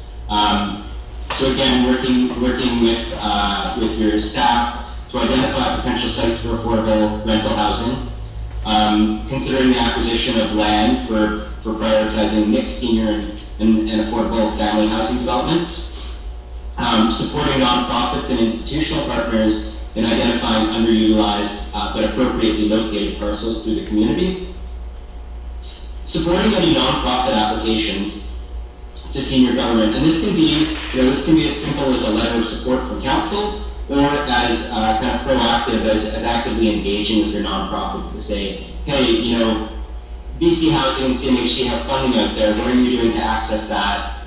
This is a great opportunity right now. It's a good time to strike while the iron is hot, and there's funding available for senior governments to consider, how to expand services or housing supports to better serve the needs of communities. Considering the use of housing agreements if there is rezoning or sale of land to a developer to secure rental or non-market housing units. Again, I understand this is a more challenging one, particularly in smaller communities, but some communities do look at how developers may contribute, and particularly when developers are making use of something like CMHC's rental construction financing initiative, they actually have to contribute 10% of their units to be at a below market rate, and so then that can be secured for the long term through a local housing agreement with local government, and so that funding requirement comes from the federal government, but can be controlled through certain local government kind of initiatives and tools. This second to last item is kind of a potentially a much bigger item, which is considering establishing a regional housing service that where relevant dovetails with any municipal reserve funds to fund regional housing and homelessness initiatives. And I'm going to talk a little bit more about that in a moment. We've got an example of what that might look like.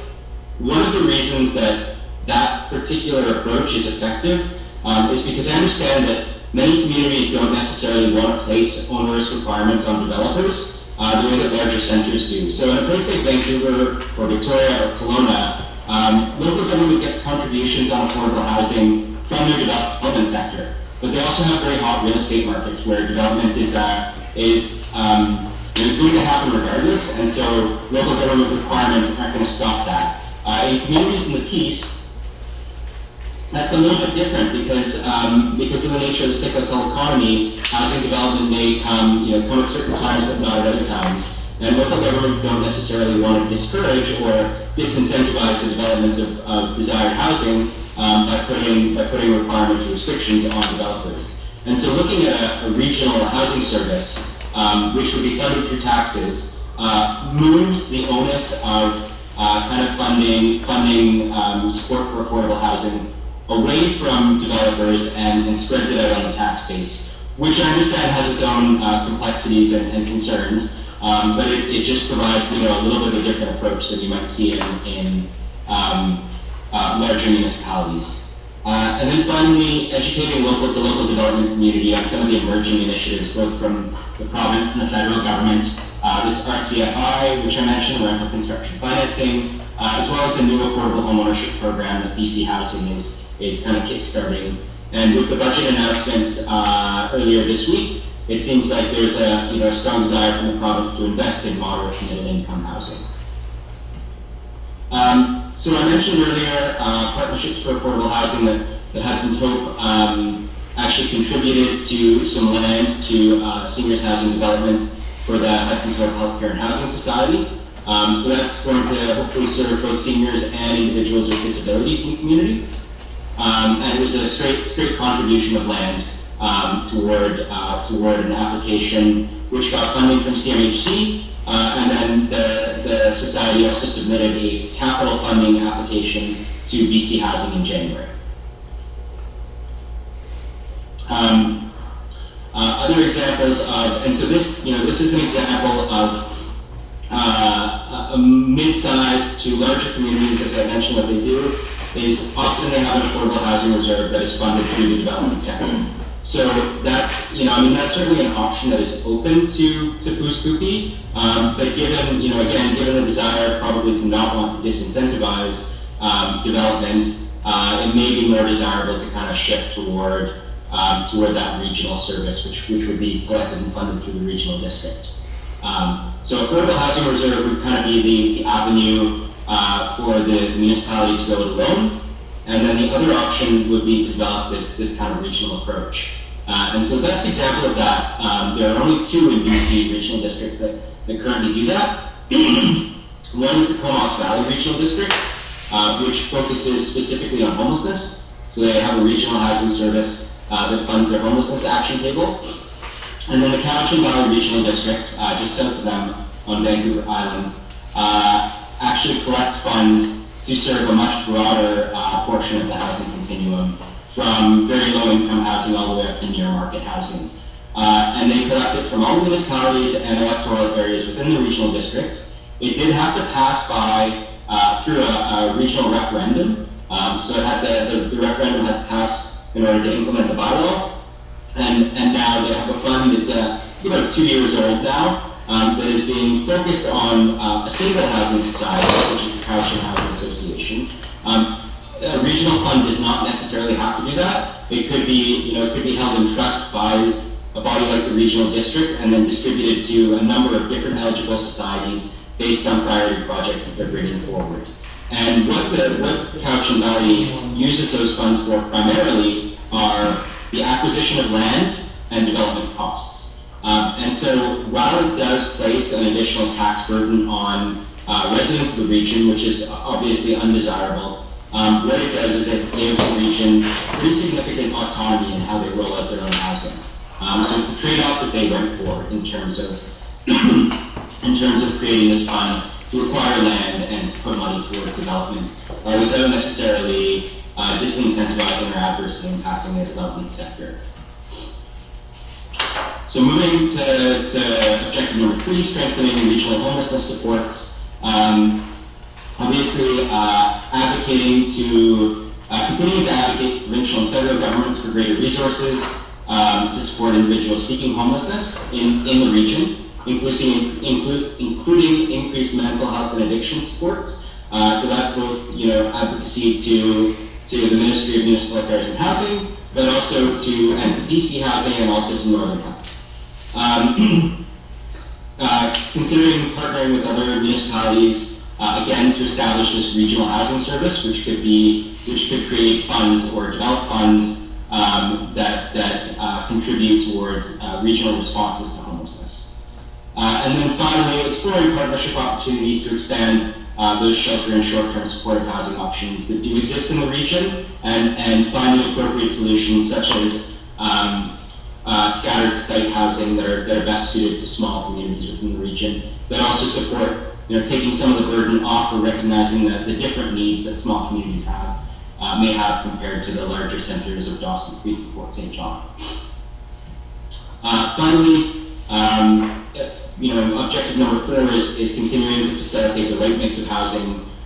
So again, embedding OCP language that encourages new rental or multifamily to be located near amenities. One of the new, very untested tools that local governments have in their toolkit now, as of a couple years ago, is rental-only zoning.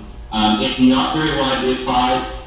There are concerns from the development sector about the impact on property values, but it is something that's out there that can be implemented through OCP and zoning bylaws to control the type of housing that's built in certain areas of the community.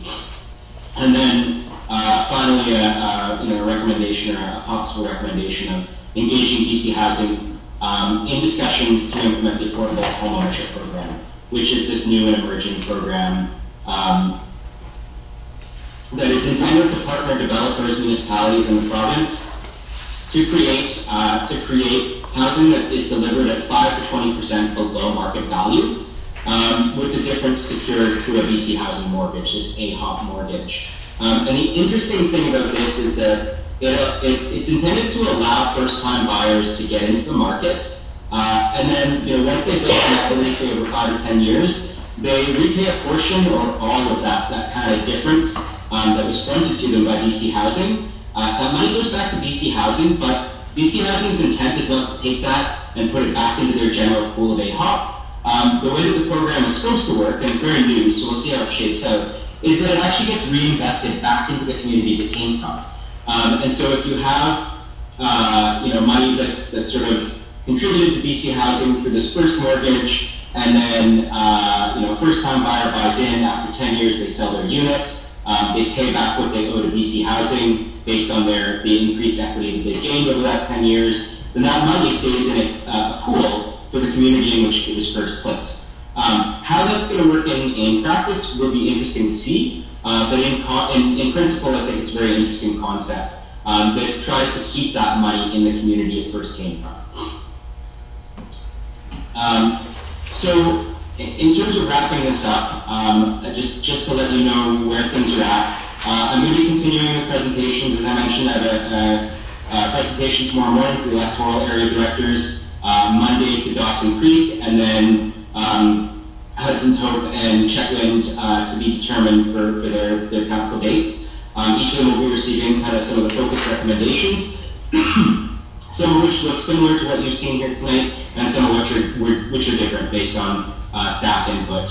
And based on your input from tonight, based on what your staff are telling us as we move forward with the draft report, we'll be taking the feedback that we receive and building that into the objectives and the policy recommendations moving forward. With then an intent to kind of go back to our stakeholders that were so kind as to give us their time through the 2 rounds of engagement we did, to kind of give them a high-level snapshot of what's going on and seek their final round of input, probably through a kind of virtual or digital roundtable that will bring folks back together and be facilitated by us as the consultants, and that will sort of form the final round of input for the report, and then we'll draft that policy recommendation report and put it back in front of key local government staff prior to finalization, at which point it would then come forward to both the board with a full presentation from us, but probably back in front of each municipal council without that final round. So come back in front of you, hopefully having received fulsome input both from council, another round of feedback from staff, and from stakeholders. That's the end of my presentation. I imagine you probably have questions or comments. I do want to thank you and to thank your staff for their input, and they're working with us on this, both in terms of kind of framing this first cut at the recommendations, but also continuing to work with us on refining these as we move forward. So thank you very much, Mayor and Council, for your time. Thank you. Thank you. Thank you. You guys have any questions? No. Not this time. Not at this time, they don't have any questions. Thank you for your presentation. Thank you very much, and if I may say, if you do have any further comments or thoughts, please don't hesitate to reach out. We really want to make sure that the draft of the report incorporates your concerns and your priorities. Thank you very much. Thank you. Thank you. Thanks, Matt. Have a good evening. You too. So then we gotta go back to 3.2 recommendation. The council adopt the minute. No. What's the minute there? So then we had to, yeah, To the adopt council adopt the the initial. minutes from April the regular council meeting held on April 7th, 2021. Second. Well, we already did all that. Yeah. Now, the discussion on that. We're still gonna have a meeting and look at that report, are we not? Yeah, and to that end, Councillor Smith, a lot of what Matt spoke to tonight is tied into so the preliminary report was the findings. Tonight was the recommendations, and yeah, I think it's definitely in council's best interest to get together and discuss how to implement those. Yes. Yeah. So all in favor? Okay, now where are we? Correspondence. 9.1 recommendation that council receive the report from the animal control bylaw officer as information. How's he doing on the houses and stuff, the yards and things like that? How is he doing on that? We've been, yeah, thank you. We've been focusing on one particular property here over the last couple of weeks. As noted in the second instance of the bylaw officer's report, it's gone sideways due to some extremely poor behavior from the property owner. And when I say poor, I mean shouting, threatening, screaming, obscenities. He drives around town hall 5 times a day. We've observed him on camera today. Did he get a body camera? The bylaw officer's working on it. We do have a camera, and I'll fall short of saying where the location is. Yeah. But we actually have him on camera today driving the wrong side down the road in one of his laps around town hall. We escalated that to the RCMP with the intent of issuing a traffic violation for driving down the street the wrong way. Well, next Friday, I don't have cameras up on the garage. Okay. Pointing down this street. Yep. Okay. So I will know what's going on all the time. Yep. I will be able to monitor this area. Yeah. So what we've uncovered in our investigative work in that file is that there's, we weren't able to enter the property, and as you note in that bylaw officer's report, his note from April 8th, call to the owner of 49th Avenue, problem property, regarding the entrance notification, 49th Avenue. 49th Ave, and subsequent public disturbance and threats. The property owner proceeded to threaten the bylaw officer, "Stay off my land if you know what's good for you." So all these matters have been escalated to the RCMP for the referenced file number. What we were able to do, though, was sort of abandon the attempt and conflict of trying to enter the property to view the bylaw infraction items. We're able to see them from the road.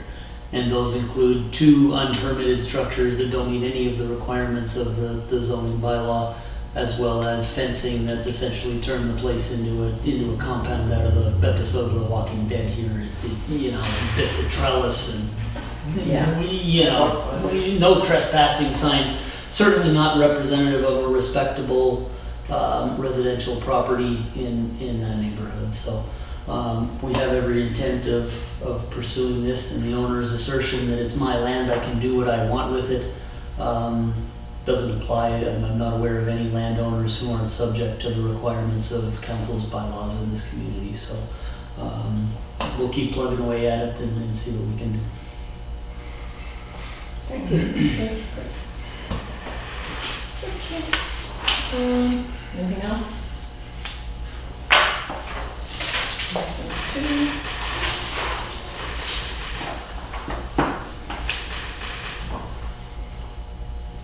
So 9.12, Métis Association would like us to fly the flag.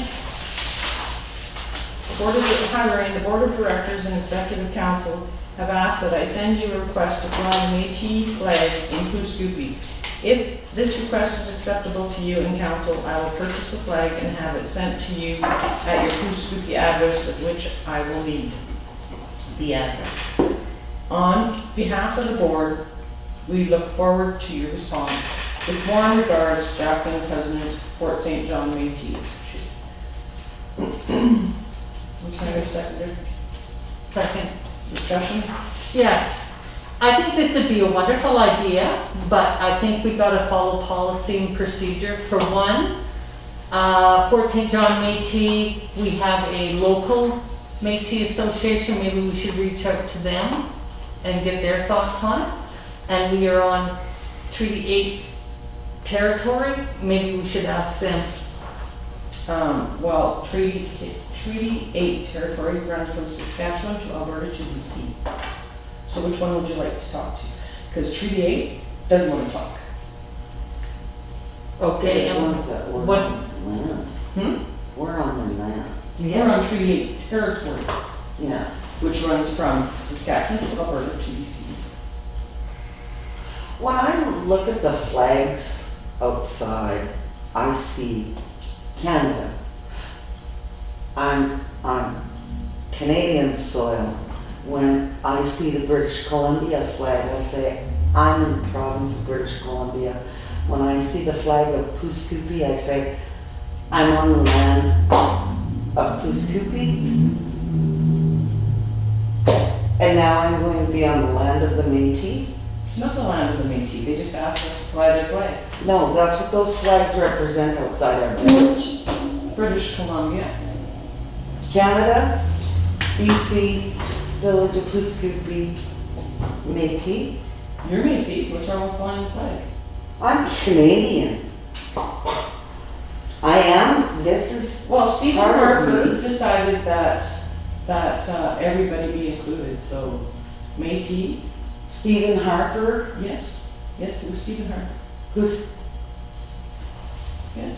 He was the one that made everything included, everybody be included.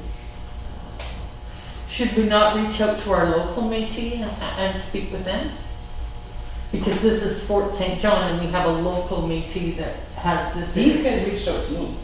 I know, but I'm just thinking. Those guys, proper- Richard Renault is part of that Métis association, you think that's gonna happen? You think that that's gonna happen? I don't know why not. The board in Fort St. John accepted my apology. The board here in Dawson Creek didn't accept my apology.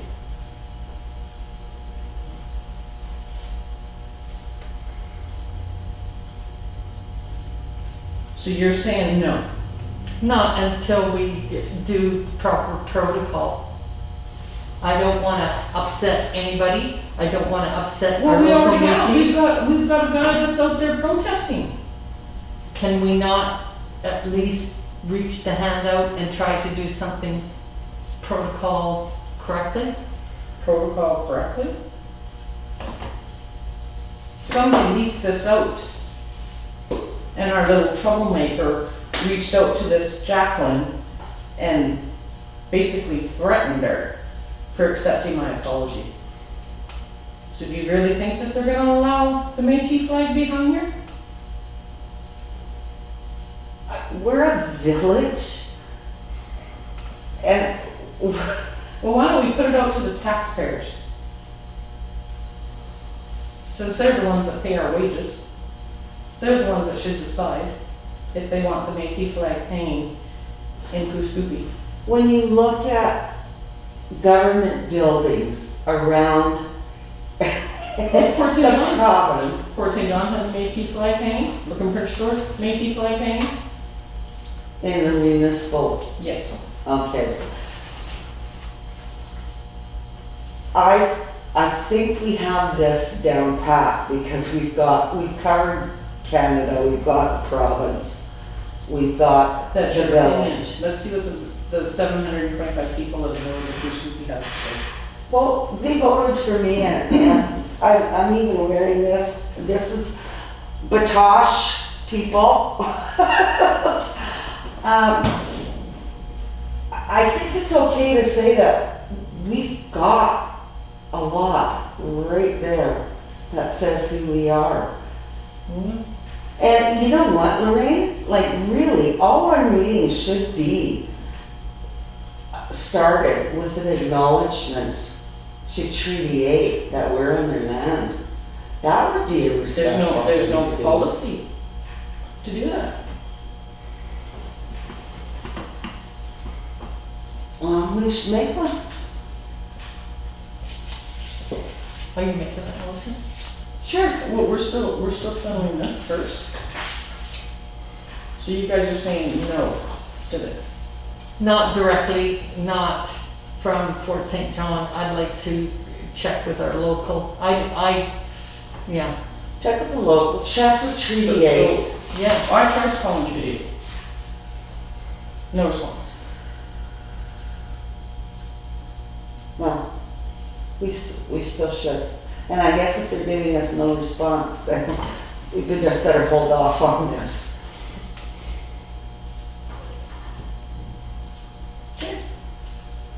So is there a motion on the floor? No, yeah.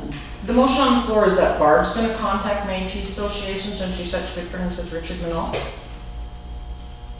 That is the motion on the floor. Who seconded it?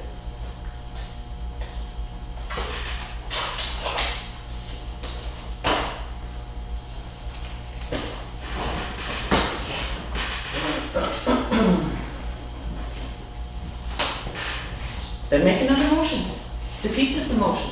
Let's get this on the road because we've got a in-camera meeting happening. Okay, I make a motion that we have a policy to acknowledge Treaty 8 at the beginning of meetings within the village. I'll second that. All in favor?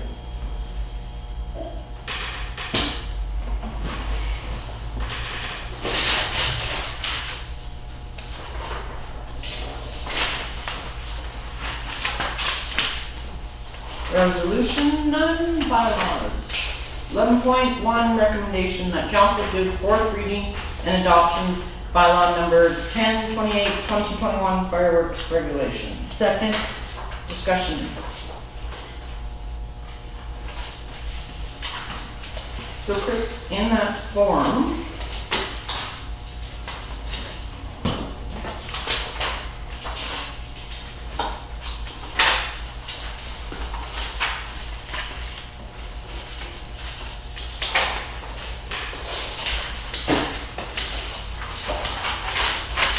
Page 174, Your Worship?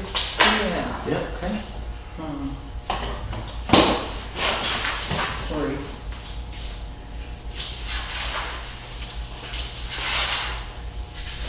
Can't get my hands to it. 171, the permit. 171? Yeah, the permit. Isn't that the permit? Okay, yep. Date of birth, age, mailing address, phone number, email, fireworks supervisor level, and card number. So a lot of people are just buying them and sending them off. This is gonna be a requirement?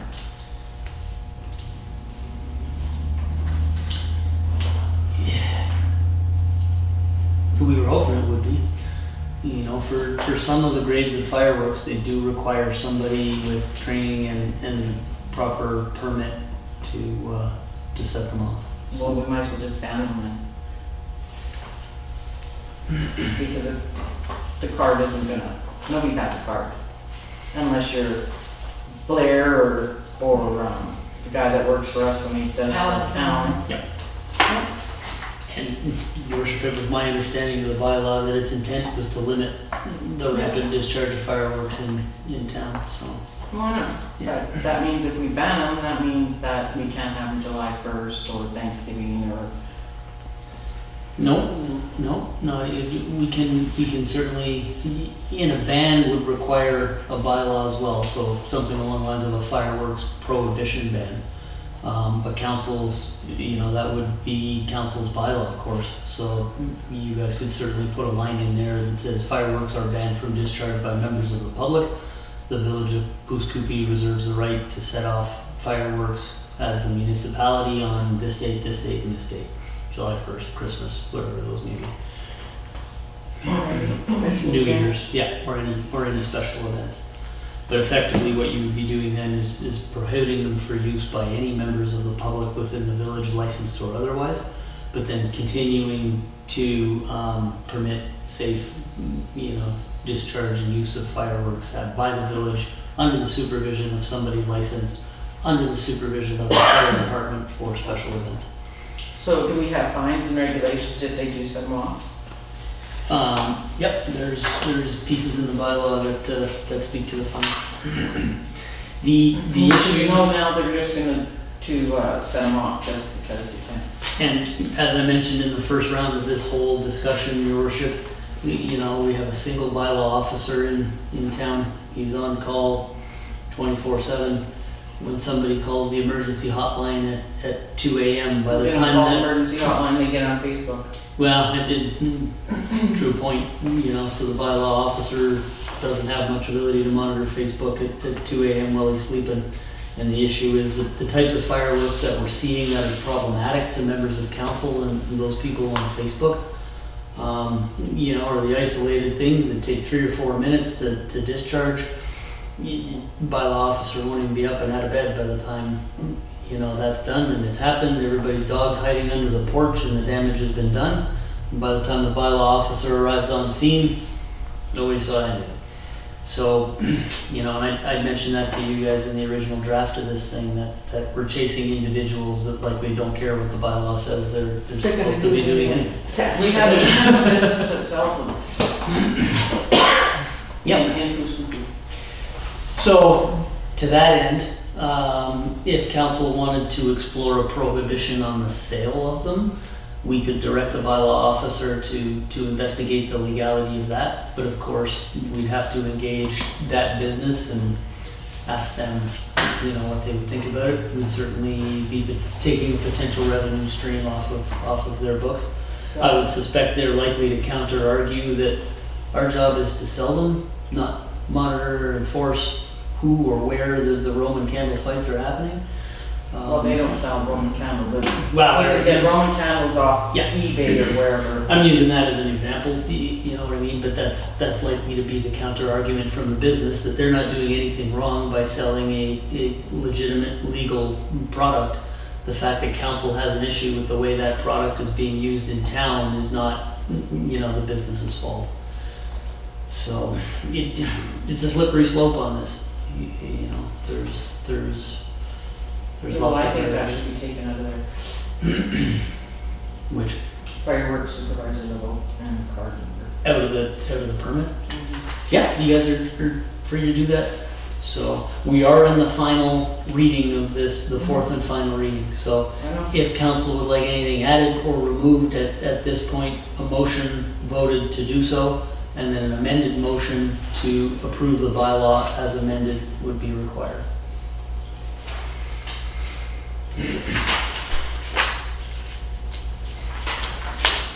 Can I get a seconder on that? Second. All in favor? With the amendment? Yeah, with it out of it. What? Your Worship, can you please state the motion the council's voting on clearly for corporate officers' records, please? To take fireworks supervisor level and card number line out of the bylaw. Out of Out of the bylaw. Schedule A application. A Yeah. application. Okay. We recommend that they have it. Okay, so it's on every schedule, just so you know. Yeah. So do you want it out of everyone or just A? No, I want it under everything. Out of everything.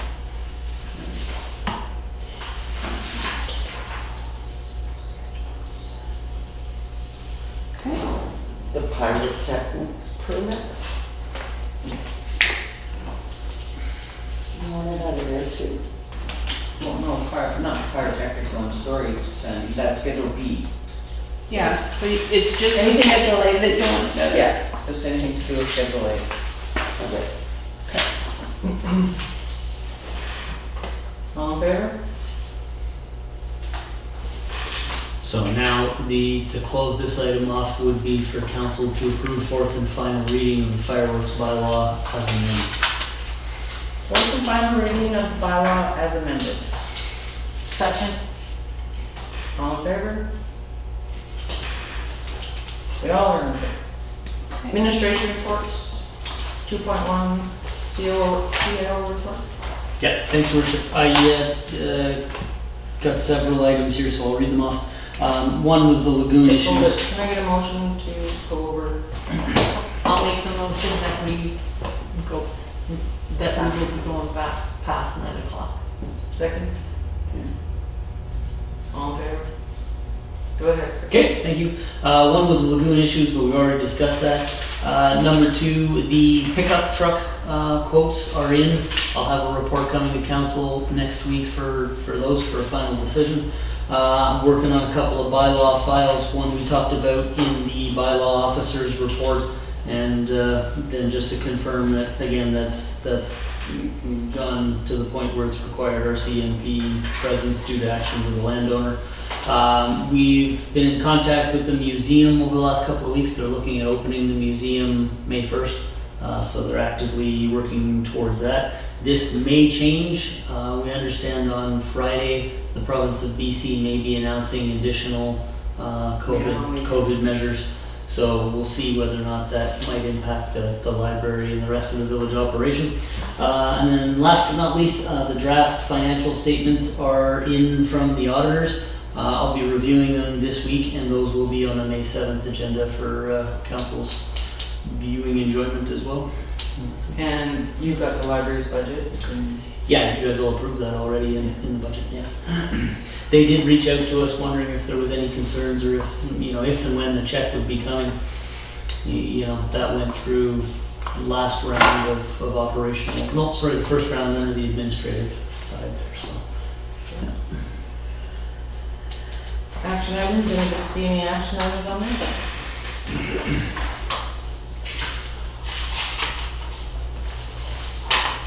Give your pen up, Ryan.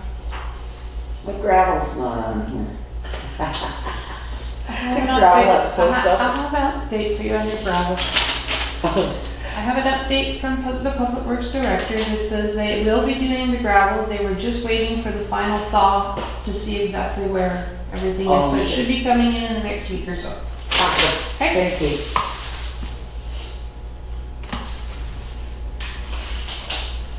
Okay. Capital special projects.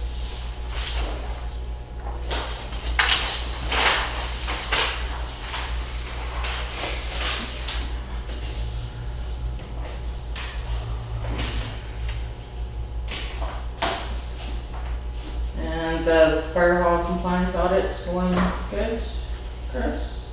Haven't kicked it off yet, Your Worship. So It's done? no, we haven't started it yet. So And there should be a safety audit put on here too. For safety. okay. In village in Village? general or in a particular department? Public Works. Public Works. Considering that I'm signing off on it and I'm responsible for it, I think it's a little important to have that. So safety audit for Public Works. Okay, we'll need a Because Ken motion. was supposed to do that and it didn't get done. Not exactly, Your Worship. We had presented a couple of safety-related documents to council, policy-related documents, job hazard assessment, and the terminology eludes me at the moment, but when those were presented to council on the agenda, Councillor Drover felt he could, amend them to be better. We never got them back, so those are still outstanding. So slightly different. If you're talking safety audit, we're looking at having somebody come in and literally go through Public Works and point out every grinder that's missing a guard and write down. Well, I'm the just more parts. concerned if somebody gets killed. Because I'm liable, so council's liable. In what respect, Your Worship? If they get killed, They're liable? we're liable. I sign on that. So I want my butt covered. Okay, Yeah, we can, you know, we can definitely do an audit. We need to set a budget amount for that. Oh, you need 3 quotes, so. Okay, so we're coming back with the first draft, first 3 readings of the budget within a week. Well, we need to have it then. Okay. You talked to WCB guy, did you not? I've had a few conversations with WCB over the last couple of weeks. And what did he say? He has not provided any report of findings for any safety-related items that are deficient in the village at the moment. Did you talk to him today? No. Okay. Is there a motion for this? Yeah. Put a motion on the floor already. To seconding it. And I think even to sort of further that, your worship, we have had, you know, injuries at Public Works over the last couple of years. Every injury prompts an investigation by WCB. No cases that I'm aware of has there been any findings from WCB that we've been deficient in any of our safety-related policies with Public Works. So, I just think we need one. okay, yeah, you can absolutely get that going if you want. I might then, to sort of speed this along, just suggest a budget of maybe $15,000 to have somebody come in and do that work. Can I get a seconder? Sure. Discussion? All in favor? Thank you. Where's that other one? Where's that?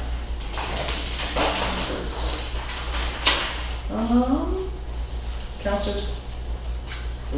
Counselors, calendars.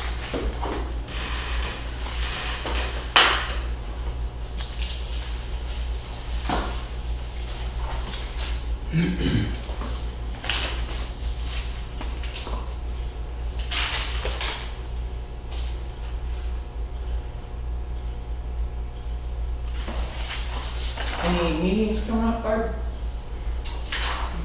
Yeah? May? Pardon me? In May? On the 27th, I think is, going to be the internet. Fiber optics, did you Fiber. go to the last one? The one I got the email from? The other day, which is the other day? No. There was one yesterday, Yesterday. What was today? What's today? 21st. Yeah, 20. Okay, I missed it. Okay.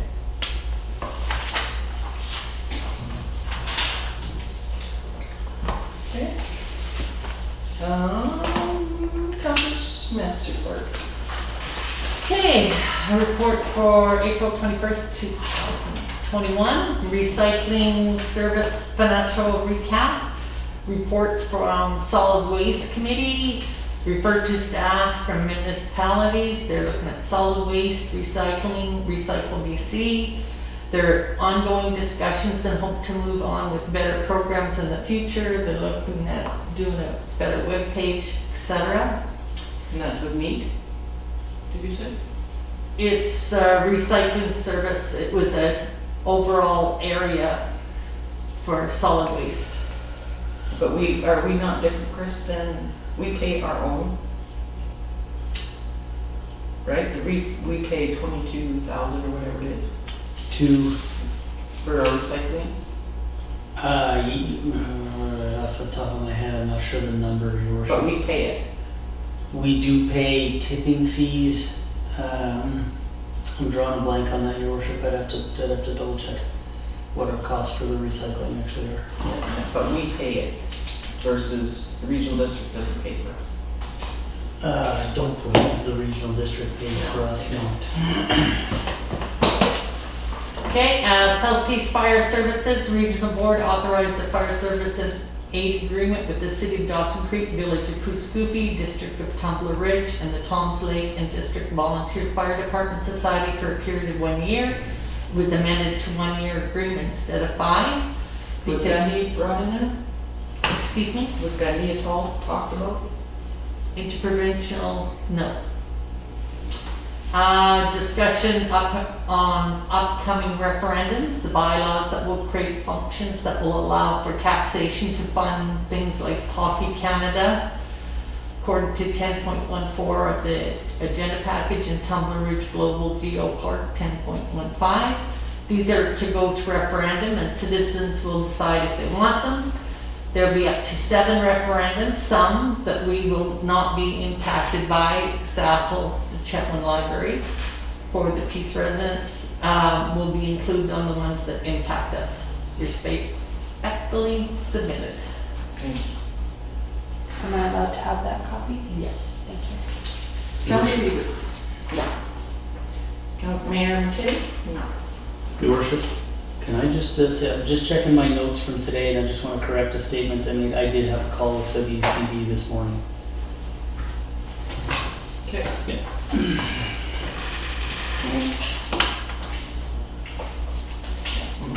Motion to go. Yeah, motion to, Oh, in camera.